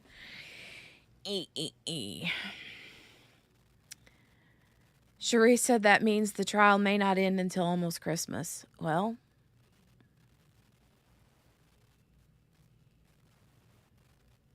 no, because the trial is set for June or July of next year. I can't remember what month, but it's for next year, summertime, I think. So it'll be done by fall, but dang. Okay, I'll be back in a bit researching Lisa Snyder. Hope to get some info. Thank you. The last time I looked at her docket, it still just said September 16th for her bench trial, but that's it. I know, Miss King, the Young Thug trial, exactly.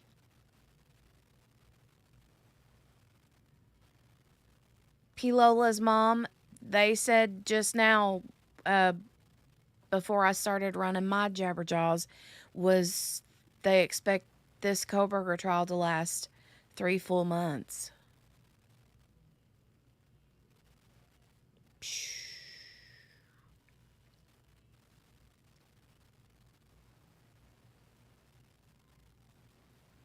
Okay. Oh, Brandy Churchwell is going to what trial? Which trial, P. Lola? Do you mean Lisa Snyder? In Pennsylvania?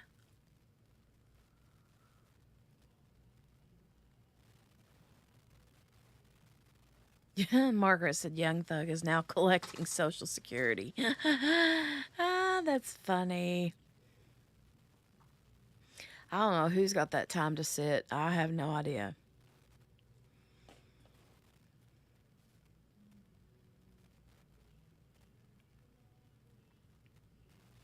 Orlando. No, LOL.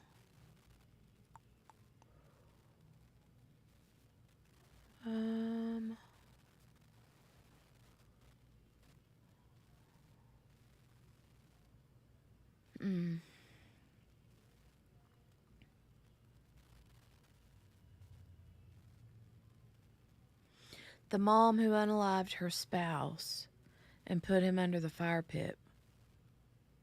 I don't know which one that is, what case that is. What case is that? Which one? Okay. Let's go. Emotional things can carry a little bit more longevity. So, I wouldn't expect it to just go away if it's a long trial by any means, but I'd expect to see it in a short or long trial. Is there anything else that can be attempted that might or might not work? Yeah, my next slide is on instructions. You know what? And of course, people would want to try to give instructions to jurors to be unbiased. And like I said, people overestimate their ability to do this. They don't even think they're that biased. I saw that, P. Lola. Yeah, I saw that today. They had a influenced by preliminary bias hearing. To acknowledge that you have bias. So there's already an obstacle there. And then you have to have the motivation to not be biased. And I hope jurors have that. You also have to have the cognitive capacity to be unbiased. And that's where we run into a lot of problems because their cognitive capacity is going to be occupied by serving as a juror, paying attention to information. They don't have time to spend 80% of their mind, trying not to be biased and catching all the bias.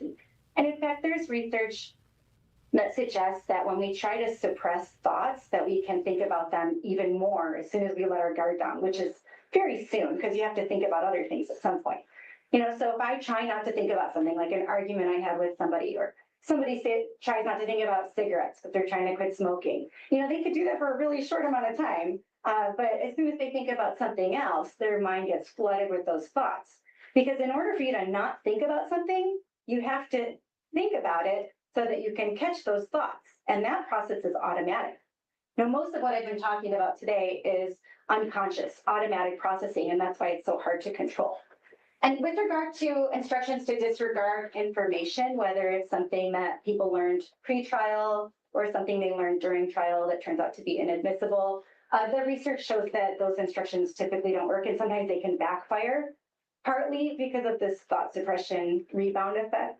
And then there could be other reasons too, like people not wanting to be told how to think. And I mentioned too that, it applies to emotional information too. So factual and emotional pretrial publicity would still have influence, even if people say, don't let this affect you. I wouldn't assume that that works at all, unfortunately. How about jury deliberation? Will that work if you have a juror in there who's going to maybe accidentally bring something in or interpret something based on something they'd heard before, or they've remembered something over the course of trial? Will the other jurors push it out, help them not to think about that? Will the group overcome that bias? Yeah, so we would hope that you get a bunch of people together who are trying to be objective for them to sort of correct each other. And while some of that might happen, what the research has shown is if some people are exposed to pretrial publicity and some aren't, that can spread. Because you can't expect a juror to remember where they learned things. Like maybe they Right, had Sheree. information about DNA evidence and some of it came from trial and some of it didn't. And how do you disentangle that? That's really, really hard to do. And so they might spread it unintentionally. It might be spread intentionally too. But even if we're assuming perfect jurors here, it might spread unintentionally and then sort of contaminate the jurors during discussion. And then there's also this phenomenon we've been studying for a long time called group polarization, which is when you get a group of people and if they're leaning towards a particular opinion, when they discuss a topic, that opinion gets stronger and stronger the more they discuss it. Another thing you could see potentially on social media, like groups that, are invested in a particular issue. And so if the group is leaning towards negative judgments about Mr. Kohberger or judgments of guilt or anything, even a little bit, then discussions could actually make it worse and worse over time. It could get polarized. So I don't anticipate that discussions would fix the problem. In fact, I would expect it to exacerbate the problem, and that might be why in that meta-analysis I talked about, the effect of pretrial publicity was stronger when it came to group judgments, verdicts versus individual judgments of guilt. Based on your years of teaching human bias and your extensive study of human bias, do you have an opinion about whether Of course the she does. extensive pretrial publicity has impacted the Latah County jury pool?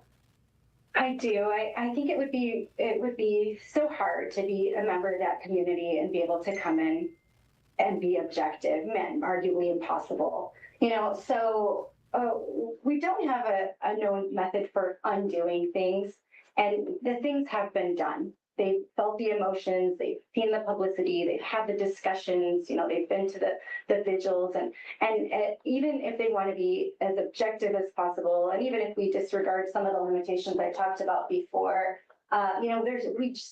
research has not uncovered a way to undo this after it's there. And so the recommended best practice by the vast majority of researchers on this topic is find people who don't have that information, restrict that information in the first place, find people who don't have that information. And the same goes for that emotional experience and investment and so on. Utilize jurors who've had less exposure, they have less reason for prejudgment, less motivation to find the defendant guilty. It doesn't affect them, their feelings of safety, the community. They don't have to worry about reporting back, and other people maybe ostracizing them if they didn't make the judgment that was expected or wanted. And so my recommendation would be to find a community to recruit jurors from that's as far removed from Latah as possible, physically and psychologically. Thank you. I don't have any other questions for you, but if you hold on just a minute, I think Ms. Katie might. Okay. Thank you, Ms. Taylor.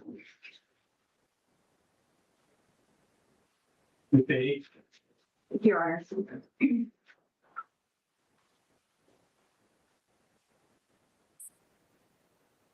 In any jurisdiction where there's been a tremendous amount of pretrial publicity, at least some of these biases would apply to a prospective jury pool, correct?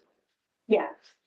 And the best thing, if I'm understanding your testimony correctly, for this trial would be to have a jury pool with the largest percentage of jurors who hadn't formed an opinion on this case already. Would that be fair to say?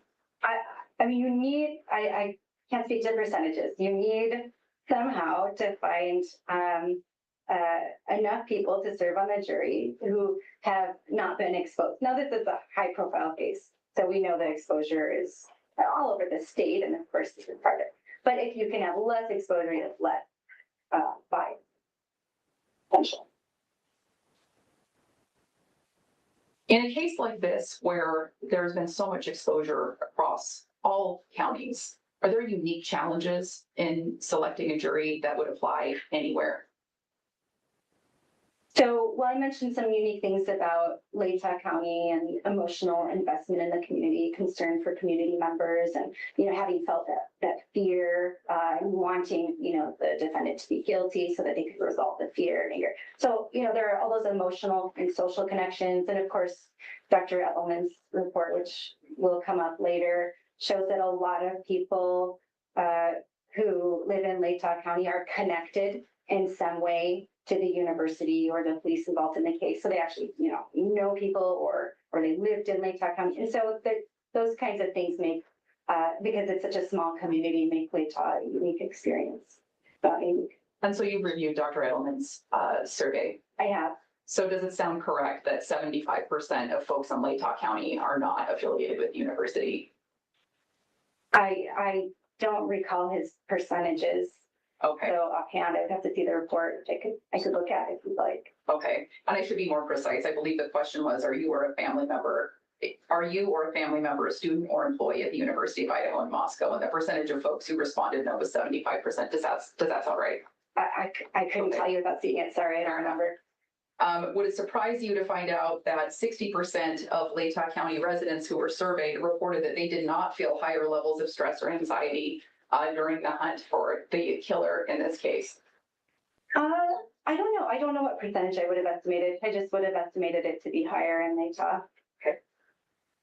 So is one strategy that the court could use in any jurisdiction, whether the trial stays in Latah County or moves to Ada County, would bringing in a larger jury pool alleviate some of these concerns across any jurisdiction? Well, if we're talking about Latah County, a lot of the things that I mentioned were not in the survey. So, there are emotions I mentioned that weren't assessed during the survey, impressions of Mr. Kohberger that weren't in the survey. So it could be that 90% of people think he's a bad guy, but they don't think he's guilty. And then that still could influence judgment. So it's really hard to answer that question without, I didn't make the survey, and even if I did, there'd be a lot of things that I would miss too, so I can't make that determination about, you said maybe you can restate it and I can. No, I appreciate the answer. Thank you. Now, I guess the last question I'll ask you is, would you be surprised to find out that in the survey, when jurors were asked, potential jurors who were responding to the survey were asked what their opinion is of Bryan Kohberger, the highest percentage of prospective jurors that were surveyed who had no opinion of Mr. Kohberger were Latah County survey respondents? Would that surprise you? That they have no opinion about whether he is guilty. I think the question is just, do you have an opinion of Mr. Kohberger? Well, it's a high profile case that had a lot of coverage, and the percentages are so high that people She's who have like, an opinion. yeah, I don't wanna imagine I don't have those in front of me, but in statistics we call that a ceiling effect, when all the percentages are high and you can't really see differences. So I don't know if we're talking, I don't know what numbers you're looking at, but I don't know if that applies or not in this particular case without seeing it. Thank you. I have no further questions. Ms. J. Ms. Taylor, anything else? Yes, just a few questions for you. Your focus is on human bias, right? Okay. And you talked to us about media exposure and how that forms bias. Are bias and forming an opinion you're willing to say different things? Bias can come from lots of things, one of which is an opinion that was formed, and then bias can shape another opinion that gets formed, if that answers your question. It does, thank you. You talked to us a little bit earlier about how that bias gets formed. And then you told us sometimes we won't be able to spit out our entire bias or what we looked at to form bias. Is there a danger in a case like this, where there's been a lot of media coverage, that somehow we seat a jury, but they start remembering things they read in the paper and trying to make the evidence fit into that filter? Oh, yeah, of course. So Dr. Edelman's report, I remember, said that, people didn't list everything that they recalled, but when they were prompted to ask about, to indicate whether they remembered specific things, then they remembered a whole bunch of things. And the same thing would happen during a trial, right? Those retrieval cues, anything that reminds you of something. So our minds have kind of an association network. All of our memories are sort of connected in some way. You could just mention the word white, and maybe I think of snow. So our memories can come up from so many things that I would be surprised if there weren't some memories rekindled. Thank you. That's it for me. Thanks, Ms. Taylor. Any more questions? No, thank you, Your Honor. And you made this witness to excuse? She makes. All right. And no objection to that? No, All right. you're Okay. Thank you. You're free to stay. You're free to stay or leave. All right. Thank you very much. That was very interesting. Thank you.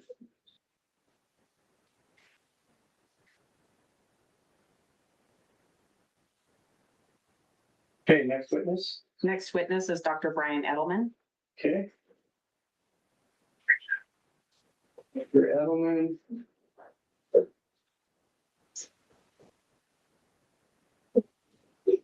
All right, welcome back. Please raise your right hand.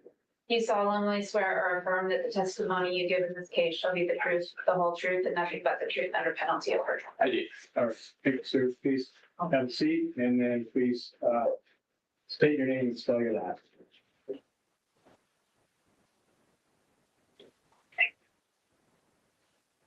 I'm gonna speak slow today, I promise. So Bryan Edelman, Edelman. Sir, go ahead, stand up. Thank you. Good morning. Good morning. Dr. Edelman, I see that you brought some things to council table with you. I did. What do you have? It's just a copy of my presentation. Your PowerPoint presentation? Okay. And is that face down? Perfect. Will you let me know if you need to flip it over to refresh your memory? I can tell you the second you start, I won't be able to see anything, so never need it. Okay. Your Honor and counsel, then I'll ask if he can leave his PowerPoint presentation face up so he can help us understand this testimony. No objection to that. Okay, thank you. Go ahead. All right, let's start with your background. Going back how far? Let me try with her. Well, let's start with what you do right now and then work backwards and forwards. How about that? Okay. I'm a trial consultant. So in that capacity, I'm often in a courtroom doing jury selections and assisting with that, running juror questionnaires, helping attorneys craft oral voir dire questions. And I also do pretrial research. So that's focus groups and mock trials. And then I also do post-trial interviews and do a lot of presentations and writing in terms of trying to educate or help the legal community. And then I also serve as an expert witness in this capacity. And in that scenario, I'm often focusing on pretrial publicity, the impact of pretrial publicity, and whether or not a defendant's due process rights may have been undermined by media coverage. And I also do post-conviction work, which kind of ties into that, where I might be brought in to look at a case to see if there was a lot of media coverage and whether or not there should have been a change of venue or a request for a change of venue, and looking at the adequacy of voir dire to uncover what jurors knew. So that's kind of reviewing the voir dire transcripts and use of challenges, that sort of thing. How long have you been doing that work? That part, since I think the first one maybe like 2011, 2012, something like that. Where do you do that work? What company? So all over the place. So all over the country in state and federal cases, in Florida, Michigan, Washington, DC, Idaho, California, Texas, New York, a bunch of others. So quite a bit. How were you educated to do the work that you So I have a background in social psychology, so a PhD in social psychology from the University of Nevada, Reno, which is a program that really focused on psychology and law. That's where the Judicial College is, and something called the Grant Sawyer Center for Justice Studies. Am I going slow, or I do it better? Okay. And while there, I worked at the Grant Sawyer Center for Justice Studies as well, and did research on the death penalty, so on pretrial release programs and the impact of media coverage, so kind of similar to this. And when I finished that, I went to England and got an LLM in international humanitarian law, and then came back here and started working at a trial consulting firm. I think I started in 2000, I want to say 2004, that sounds about right, 2000, I think. And then started my own or co-founded Trial Innovations, where I am now, with a business partner in 2011. do you do any teaching about your Teaching?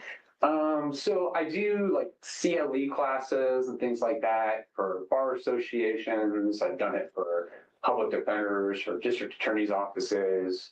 I've been like a visiting lecturer at like different law schools, at the ASTC, which is the American Society of Trial Consultants. Did classes on like trial consulting and change of venue. I think I've done one at APLS, which is like the American Psychology Association, a legal society. And I'm sure there's some others out there too. ABOTA is one, and that might be more on like jury selection. That's like a legal organization. Are you a member of any organizations, professional organizations specific to your work? Currently, I don't think I'm a member of ASTC, which is American Society of Trial Consultants, but I might have forgot to pay my dues this year, so maybe not. Are you usually a member of that organization? And same with APLS. That's all. What's APLS again? That's the American Psychology Association, and it's the legal society division. And then I also do for like the ASTC, I've been on like a committee that helps write some of the professional guidelines, particularly around change of venue. And I understand you do consulting work. Do you testify as an expert? Yes. What states? What Roughly? states? Roughly? Okay. Kind of the ones I mentioned earlier. I'm sure there's more. So, Florida, Michigan, California, Washington State, Washington, D.C., Texas, Idaho. Wish I had a map in front of me right now. Tennessee, Georgia, Minnesota, and I'm sure there's others, but it's been a long time, so I've done a bunch of them. I've probably done over 100 that I've been retained on in some capacity related to pretrial publicity in both state and federal cases. I heard you mention Idaho. You testified as an expert in Idaho, is that right? I have. How about in this case? Have you testified before in this case? In this case, Yes. I did. All right. Yes. Last time we were here, we were talking about a survey that was in progress. Yes. So have you now completed your survey? Yes. So I completed the survey in Latah County and then conducted several comparison surveys after that hearing in Ada County, Bannock County, and Canyon County. Before we get to all of those, I'm going to start a PowerPoint presentation that you've provided for us today, so you can walk me through the process of what you do and how that works. Give me just one moment. Sure. I'm going to flip this over then.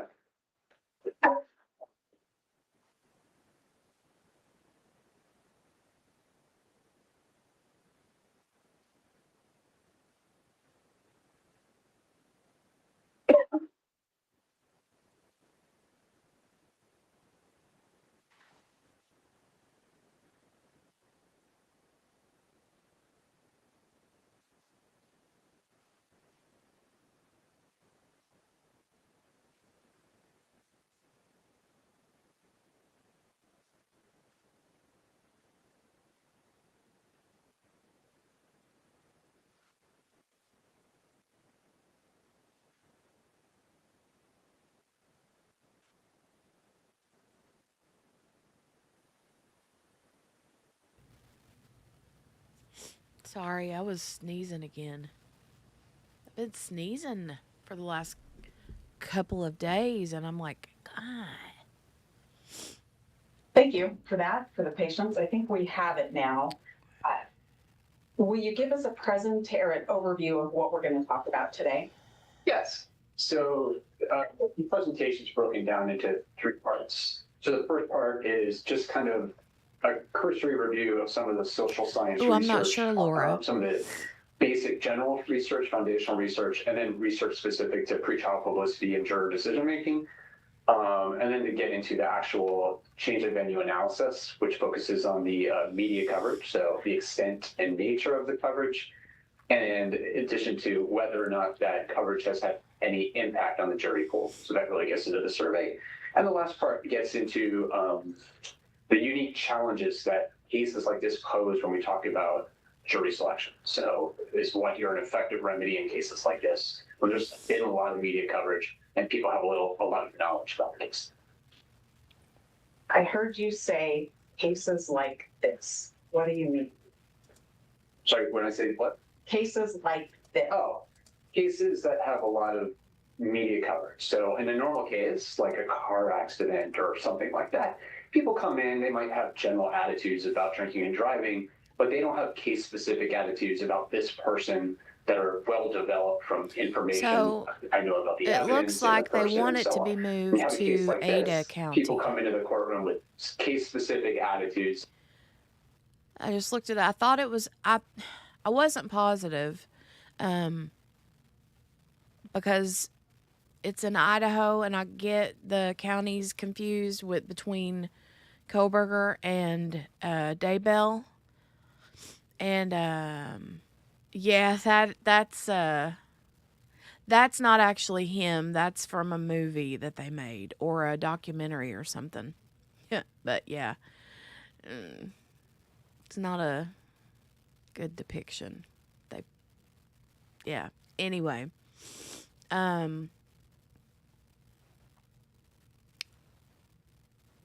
they want it moved out of Latah County and into Ada County, which is more than 300 miles away from Latah. So that's a big, far away. But to be fair, I mean, here, you have people all over the country and all over the world internationally who are seriously invested in this case. Right. Would any county not be biased? Exactly. That are well developed and based on, it could be emotional information, it could be evidence that Michelle, they hey already girl. have read, seen, or heard. Good So they to have very see well you. developed attitudes. So that's a unique thing because they're no longer blank slates when they're hearing evidence. They're confirming what they already know, as opposed to jurors who don't know anything and are learning and building attitudes and knowledge structures as they go. All right.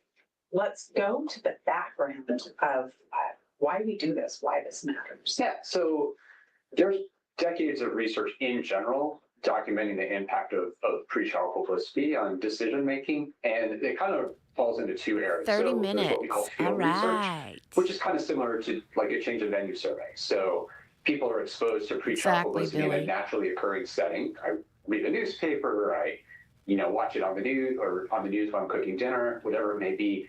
And so we see natural exposure. I mean, to be fair, whatever is going to give him, I mean, I appreciate that they're doing this work, this legwork, to see what the statistics are showing or whatever. But I mean, I don't think that it's going to matter where they go.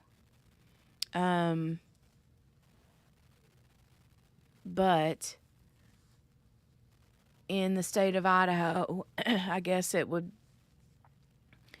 be to his, benefit to have it as far away as he can.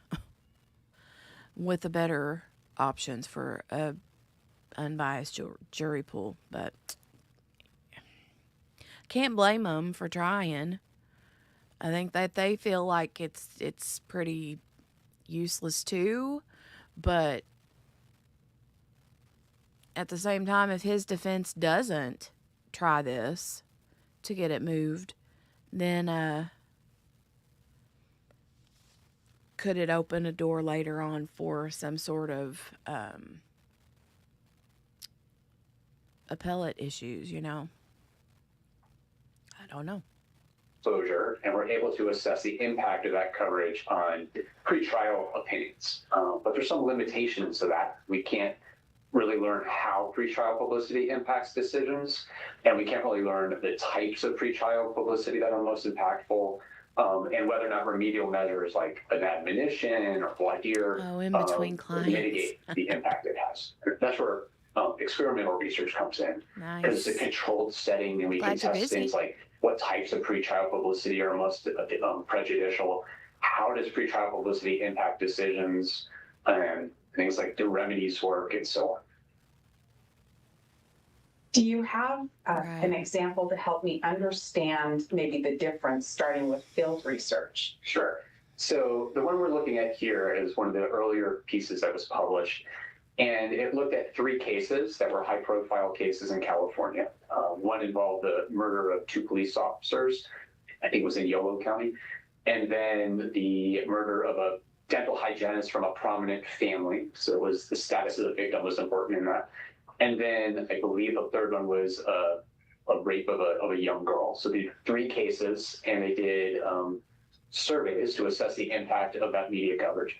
And they learned a couple of interesting things. So they learned that people who consume news, whether they watch it on the news or they read Those thoughts right there, Laura, that's because you're a good person, you know? You're a good person, and people that are good people typically think those kinds of things. So, I don't know how his parents are thinking or feeling. I have heard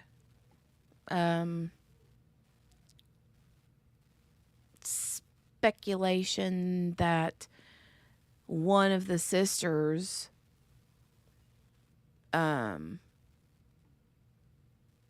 allegedly may think that he did it, but I don't know. I don't know if that's true or not.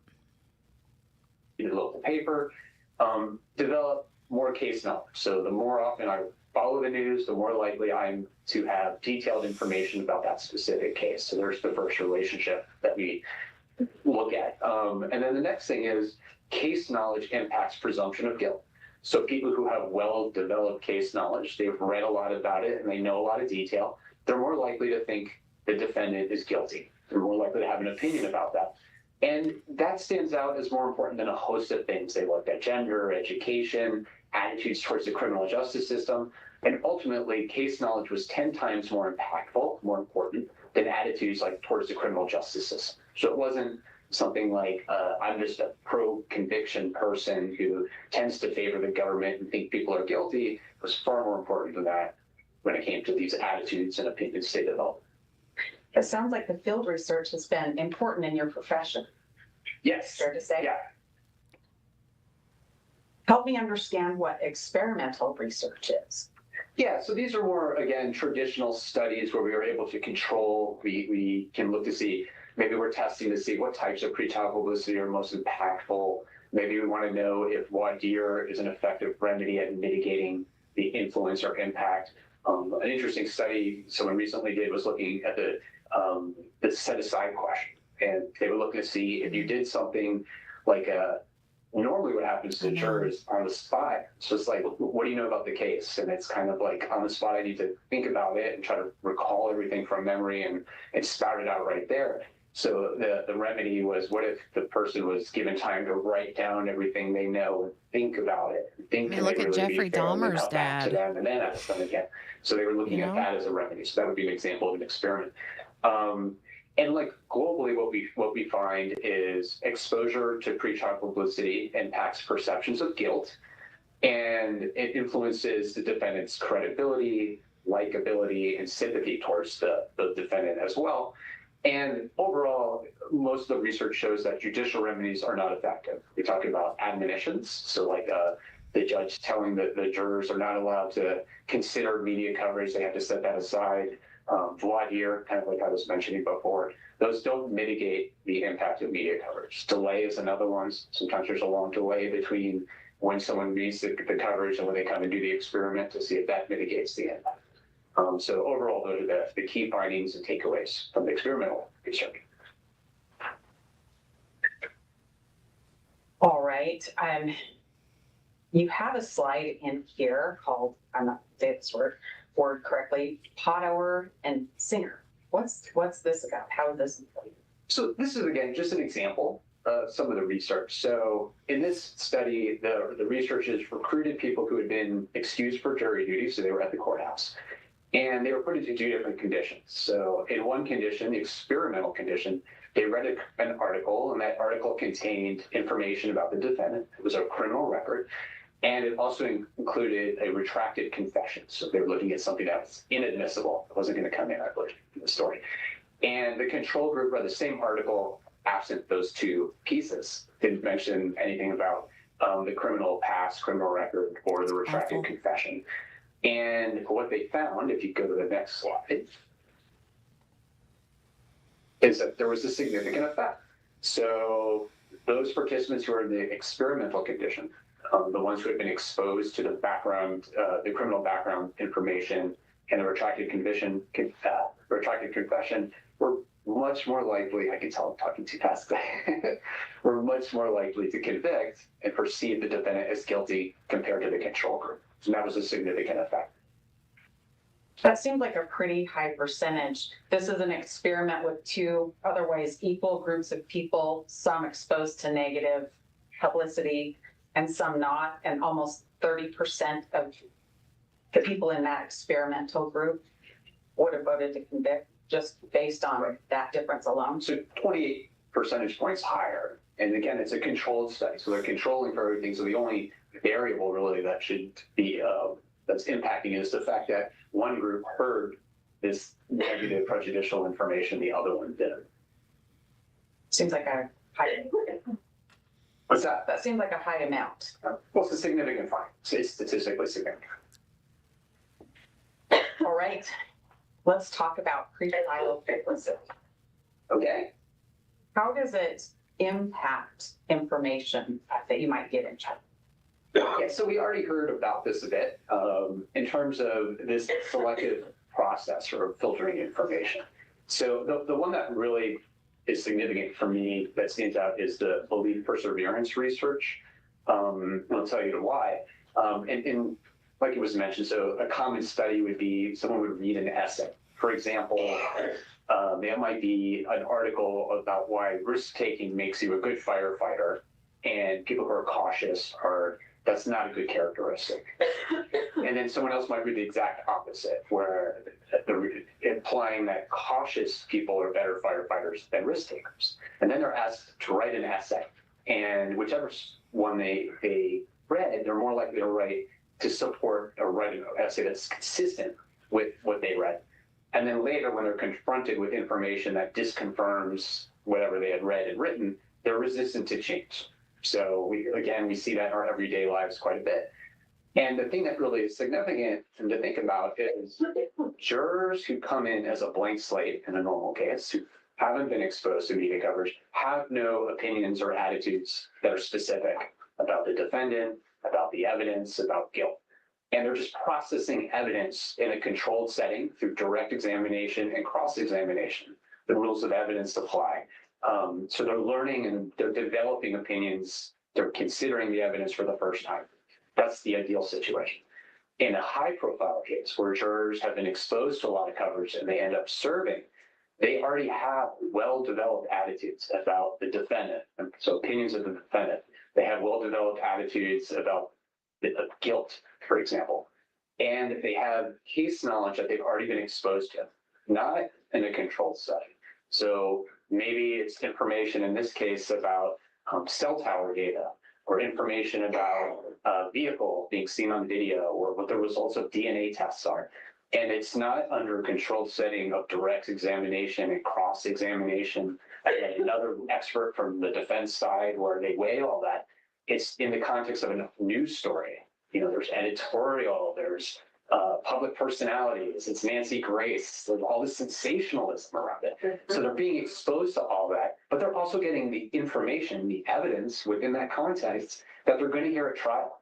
So when they hear that information, it's not new, and they're not considering it and weighing it as a blank slate. What they're doing is just activating the beliefs and the knowledge structures they have, and it's just confirming what they already know. So one side is just giving you the information I already have, which strengthens it, and it makes that information more accessible in memory and so on.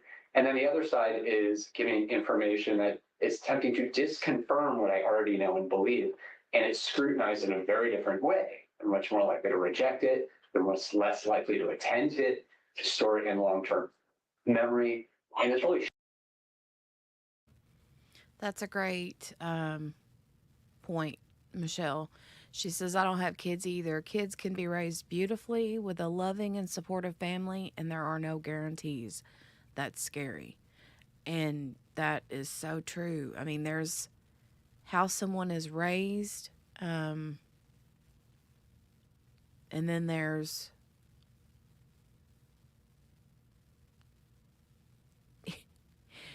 brain dysfunction. You know what I mean? And sometimes I think there are just people who are just born evil. So,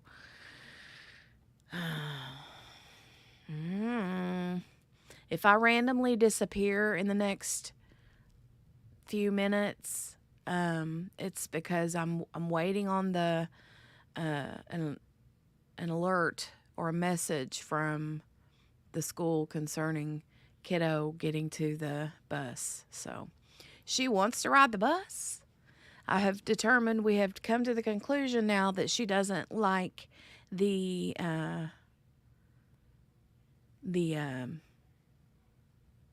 waiting in late load for the bus. She doesn't like it. So too much. I think it's by the end of the day, she's tired, she's hot, she's exhausted, she's probably hungry because she picked at her lunch and didn't eat it all. And she's cranky, and where they have to wait for the late load buses, it's a teeny tiny cafeteria slap full of 1 million kids who are loud, crying, screaming, and obnoxious. So that I think is what the problem is. We have come to that conclusion between me and one of the aides in the classroom. So there we go. All right, let's get back to it. I just wanted you to know where I was at if I randomly disappear, in case I have to take a phone call. shifting the burden. So now the burden, whether intentional or not, is shifted on the defendant to change that juror's mind. And that's what we see when we talk about. Oh, okay, Brenda. Filter, I'll see like you our tonight. Love knowledge you, is, honey. Our impressions serve as a filter for processing new information. So it's really important to think about putting yourself in the shoes of the juror and what the task is and what that's like when you already have all this information, compared to a jury who doesn't have any of that information. Sounds like a tough road that can be created by a lot of media exposure. Can be. Can you tell us about any studies you know about how evidence might be evaluated? Yeah, so this is just an example again. So in this particular piece, the researchers were looking at something called pre-decisional distortion. It's kind of like disconfirmation bias. So people were exposed to negative pretrial publicity or positive pretrial publicity about the defendant.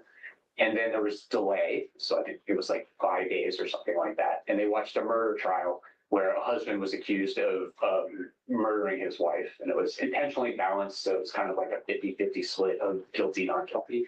And what they found was that at each point in time, they would stop and do a case evaluation and assessment, and people hold the evidence to be consistent or supportive of whichever leader they had. So if they had started a case where they were supporting, they had been exposed to negative pretrial publicity, they would be supporting conviction, let's say the prosecution. So they didn't look at that evidence just for the probative value, but it anchored closer to it supports conviction. It's consistent with the belief I already have. And it was consistent like that throughout the entire study versus those who maybe had seen neutral pretrial publicity. You didn't see that. So people were more likely to consider the evidence primarily for the probative value.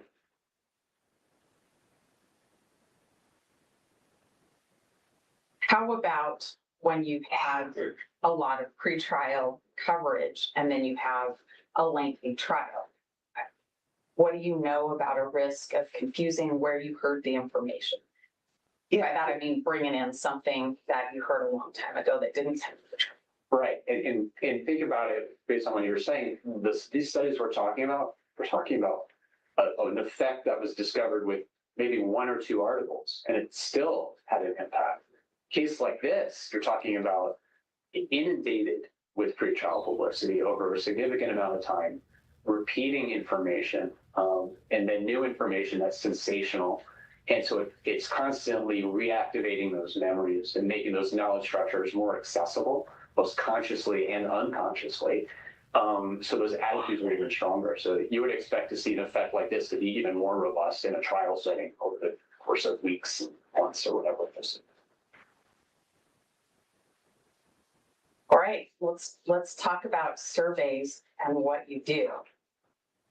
Sure. Tell me what you do when you want to do a survey. What do I do? Yeah. Well, so there's 2 different phases. So I don't start with I'm going to do a survey. So when I'm first asked to look at this, the first thing I do is collect a newspaper coverage.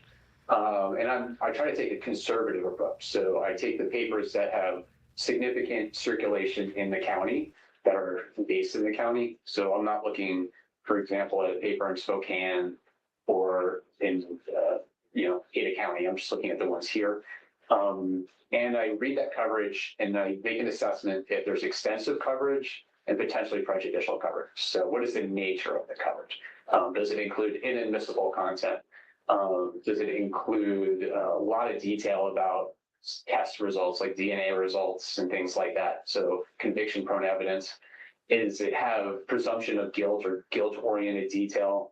For example, public officials making statements about a defendant's guilt, victim families talking about that, things like that. Emotional pretrial publicity, because we know from the research the most prejudicial types of media coverage is emotional pretrial publicity, inadmissible content, and information about the defendant's character. So those are 3 big ones. So really looking at that. In every case is different. So in some cases, it's all about the community impact, and there's candlelight vigils and memorials, and it just shocked the community. In bigger places, you don't see that as much, so it might be something very different. So it's always dependent on the case. If there is not a lot of coverage or it's very neutral and basic, I wouldn't recommend doing anything else. So it would just stop there. If it's extensive coverage or sensational coverage or something like that, we would move to this next step, which is doing a phone survey in the venue. Sometimes we do a comparison survey, sometimes we don't. Yeah. All right. I think you told me a little bit about the analysis of the coverage, but will you again tell me what you're looking for specific to a county before you decide to do a survey? Actually, the main thing I'm looking for when you're deciding whether or not to do a survey. It really depends on the case, right? So every case is different. There's no I'm looking for X and is there or not. Every case is unique. Every case has sometimes an example would be maybe this case went to trial 5 years ago and there was a conviction and then the conviction was thrown out. So really the unique thing there is exposure or knowledge that this person's been convicted is highly prejudicial. Sometimes there's a confession and we know from the research in the Supreme Court that confessions are considered one of the most prejudicial things that could be out there in terms of media coverage, that when we talk about change of venue. So maybe that's the factor. It always just depends on the case. And do you look at the coverage to the local area you're talking about? Yes. What did you find for Latah County as far as coverage? So just looking at the Moscow Pullman Daily News and the Idaho Argonaut, I found 240 articles going from 2022 to 2024, stopping in June. So I don't know what's been published since in terms of collecting the coverage. So that's the extent of the coverage in those two papers. I believe I also provided the Lewiston Daily, I think it is, or the Tribune, is that right? As well, because in the survey, a lot of people mentioned they read that paper. So I put that in there as well and turned that over. And I think that was like another 200 articles or something like that. Do you know the total number of newspaper articles you collected from those three papers between the dates of November 13th, 2022 and June? Yeah, so approximately 444. Now you provided this chart and you have Mr. Kohberger's name highlighted at the bottom of this. Yeah. What's significant about this chart that you've presented? So one of the tricky things is always what is a lot of coverage. So there's no decision that I'm aware of where it says if you have X number of articles, that's considered sufficient for a change of venue. So what I did was I pulled cases where the population or the county where the case was initially venue were between 27,500 and 62,000. And I did that because we fall somewhere in there. We're at like 32,500, I believe, 18 or over here. So just trying to look for a range of cases to get a decent sample size and look to see how many articles were published in those cases and what the median was. So it's not impacted by extremes. And what I found was these 16 cases that fall within that range, and the median number of articles in those 16 cases was 85. And in those 16, there were 12 change of venues granted in that case. And if you look at those which had more than 80 articles, should be 85 median, it's 78%. And Kohberger would fall at the bottom right now because he's at 444. And I think is it Daybell would have been, I think there was approximately 200 and change in that one. And I know that one was recently moved to Ada County. And these are articles from the three newspapers only, not talking about any other source of media coverage. Just the three papers. Okay.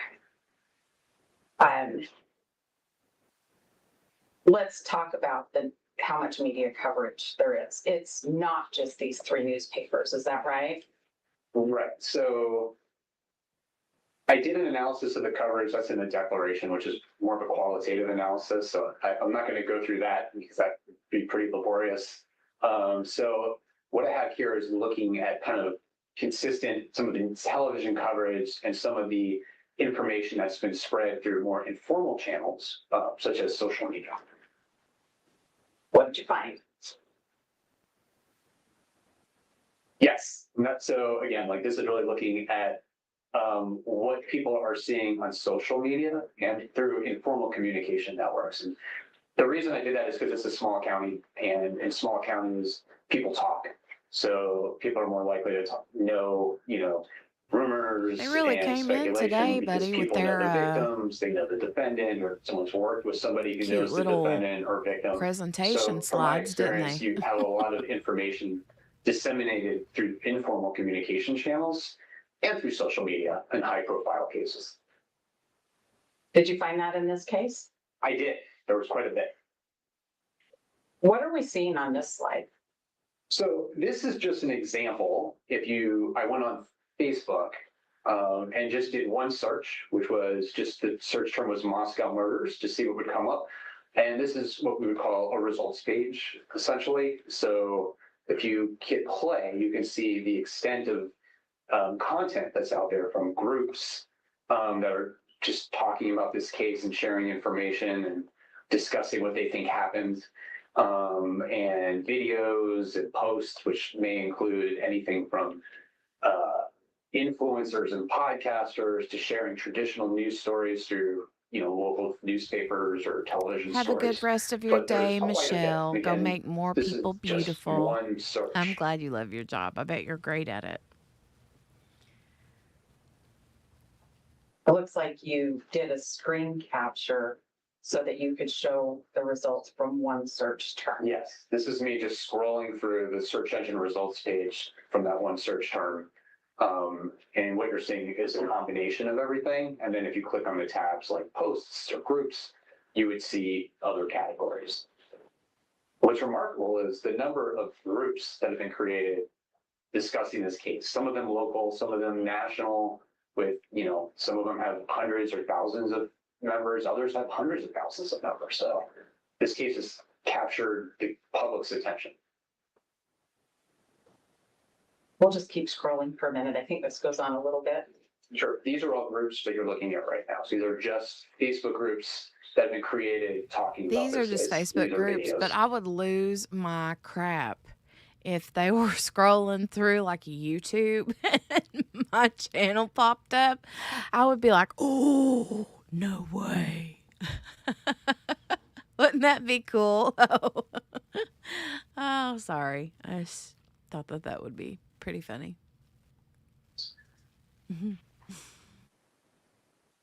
These all popped up from that one search term.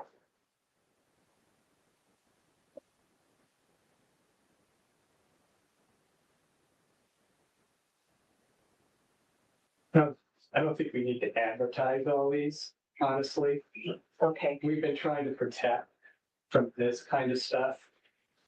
Your Honor, I'm aware of it. I don't look at it. I don't read it. We know it's there.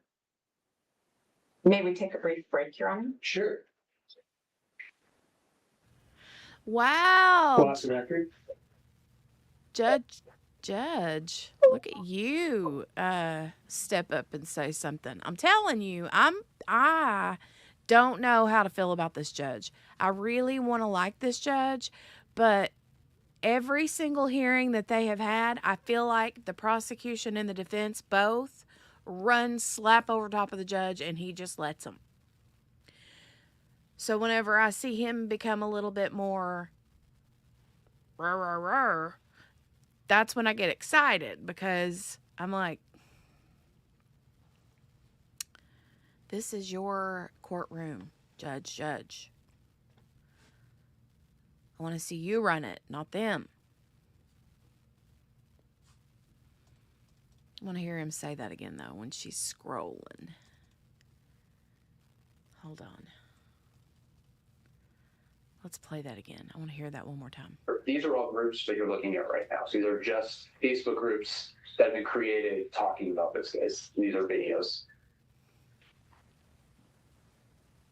These all popped up from that one search term.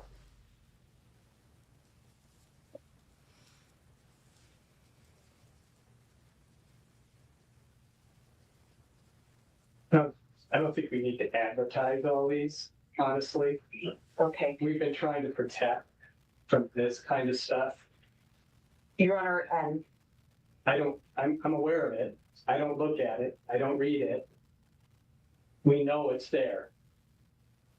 may we take a brief break, Your Honor? Sure. Go off the record.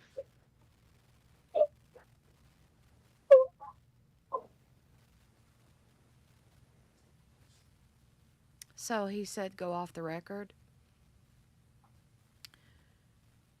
So, yeah. I mean, basically what he's saying is this hearing is about a change of venue. And we're discussing how social media impacts a potential jury pool, or social media is one of the things that can impact a potential jury pool. And then here you are just like, wee, you know. I mean, I get where he's coming from. I mean, of course, you know, there's not a jury sitting in there right now, obviously. And I understand she's trying to just show the court how, much social media can impact So they're kind of like, you know, darned if you do, darned if you don't kind of thing. But, hum.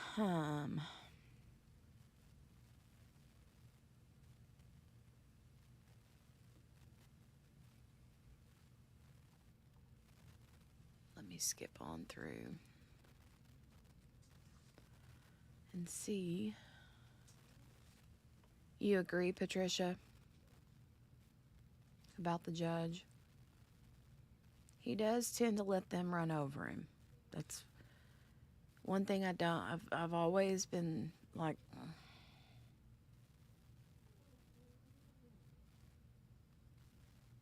wow, they're still hashing it out, I guess. So, all right. We'll wait until they come back live. Little intermission. I have not gotten any notification that kiddo had a meltdown today, waiting on the bus. So that's good. That means she will be home on the bus. She should have been on the bus now for about 10 minutes at this point. She doesn't get home until about 10 or 5 minutes till 4 because we're way out here. So, Poppy, are you okay, ma'am? I can hear Poppy back there on my bed just rolling around and doing that, scratching her back on my bed. So, I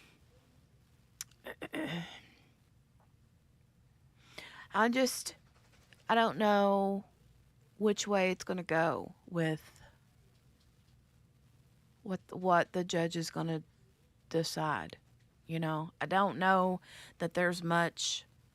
I kind of feel like he's just doing this because they have to, but at the same time, I feel like he's already got his mind made up about what he's going to do. They're back. So.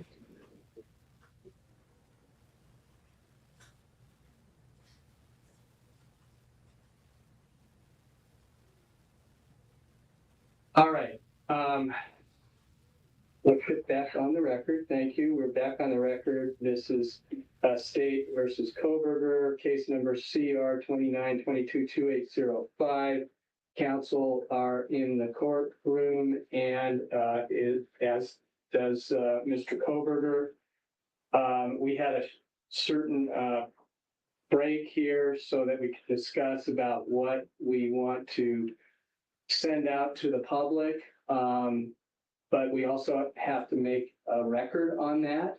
So what we're going to do is we're going to take a break. We're going to make sure that we have the families of the victims can observe if they want to on Zoom.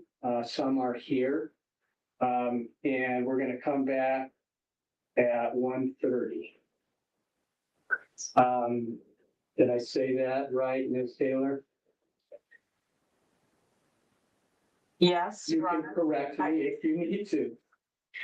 Yes, and I believe that the court will not be live streaming about the first 15 minutes after our lunch recess, and then live stream will pick back up. Yes. Do I understand that? But the courtroom is otherwise open? Yes. Got it. Thank you. Yes. So it's kind of a compromise, but we thought there were certain things that maybe we don't want to send out to the public. So I don't necessarily know what it all is, but I need to look at it and see it for on the record. So that's how we're setting this up. Okay, Mr. Thompson, anything else on that or corrections? No, Your Honor, we appreciate the court's concern. We have the same concerns, and I think this is a reasonable way to proceed. I will reach out to all the families. Great, thank you. Okay, so we're going to take a break and we'll start up at 1:30, but the first 10 minutes will not be screened.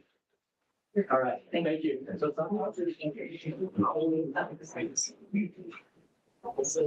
Okay, so that means they're going to be taking a break for about an hour. They're going to come back at 4:30 Eastern time. but they're not going to stream the first 10 minutes because apparently they're going to show some things that they don't want the public to see. I don't know what that would be,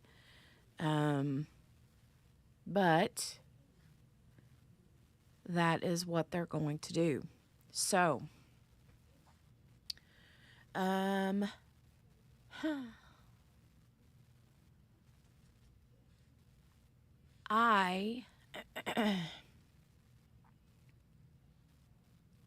am going to, let me see.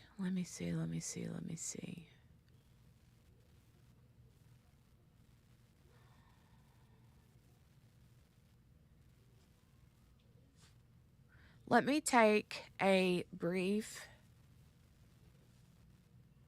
intermission. I'm going to put the intermission screen up, put some music on, so I can kind of figure out what I need to do, whether I need to cut the stream and start a part 2 when they come back. I think that's what I'm going to need to do anyway, so let me just do that. Let me just go ahead and end it now and then resume at 4:30 Eastern, which is in about 1 hour. So that way I can get her in because she'll be home, 35 minutes. I can get her in, get her a snack, and, get some other things done real quick. So that's what we'll do. I'm done made up my mind. I thought about staying on, but I'm like,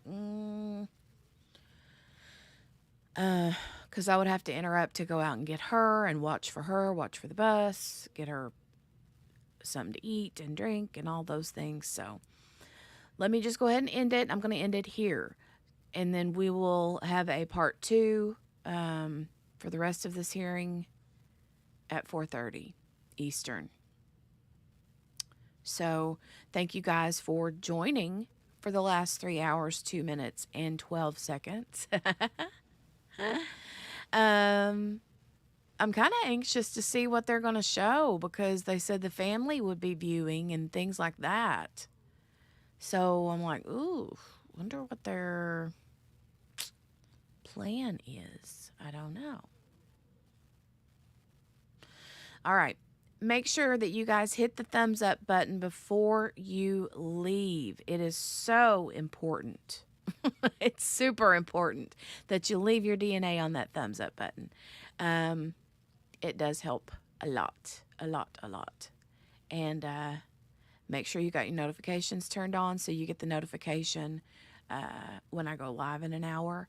Or, just set an alarm on your phone in case YouTube decides that they don't want to let people know when I come back. So, YouTube's been really bad about that lately. All right, I'll see you guys back. #replay in the comment section down below if you're watching this on the replay. Why did I just notice Kohberger right here? It looks like his hair is soaking wet. I hope that's water and not grease, oil, grossness. He looks like he's been caught out in the rain. Ugh. I don't know. All right, love you guys. See you back in an hour. Bye.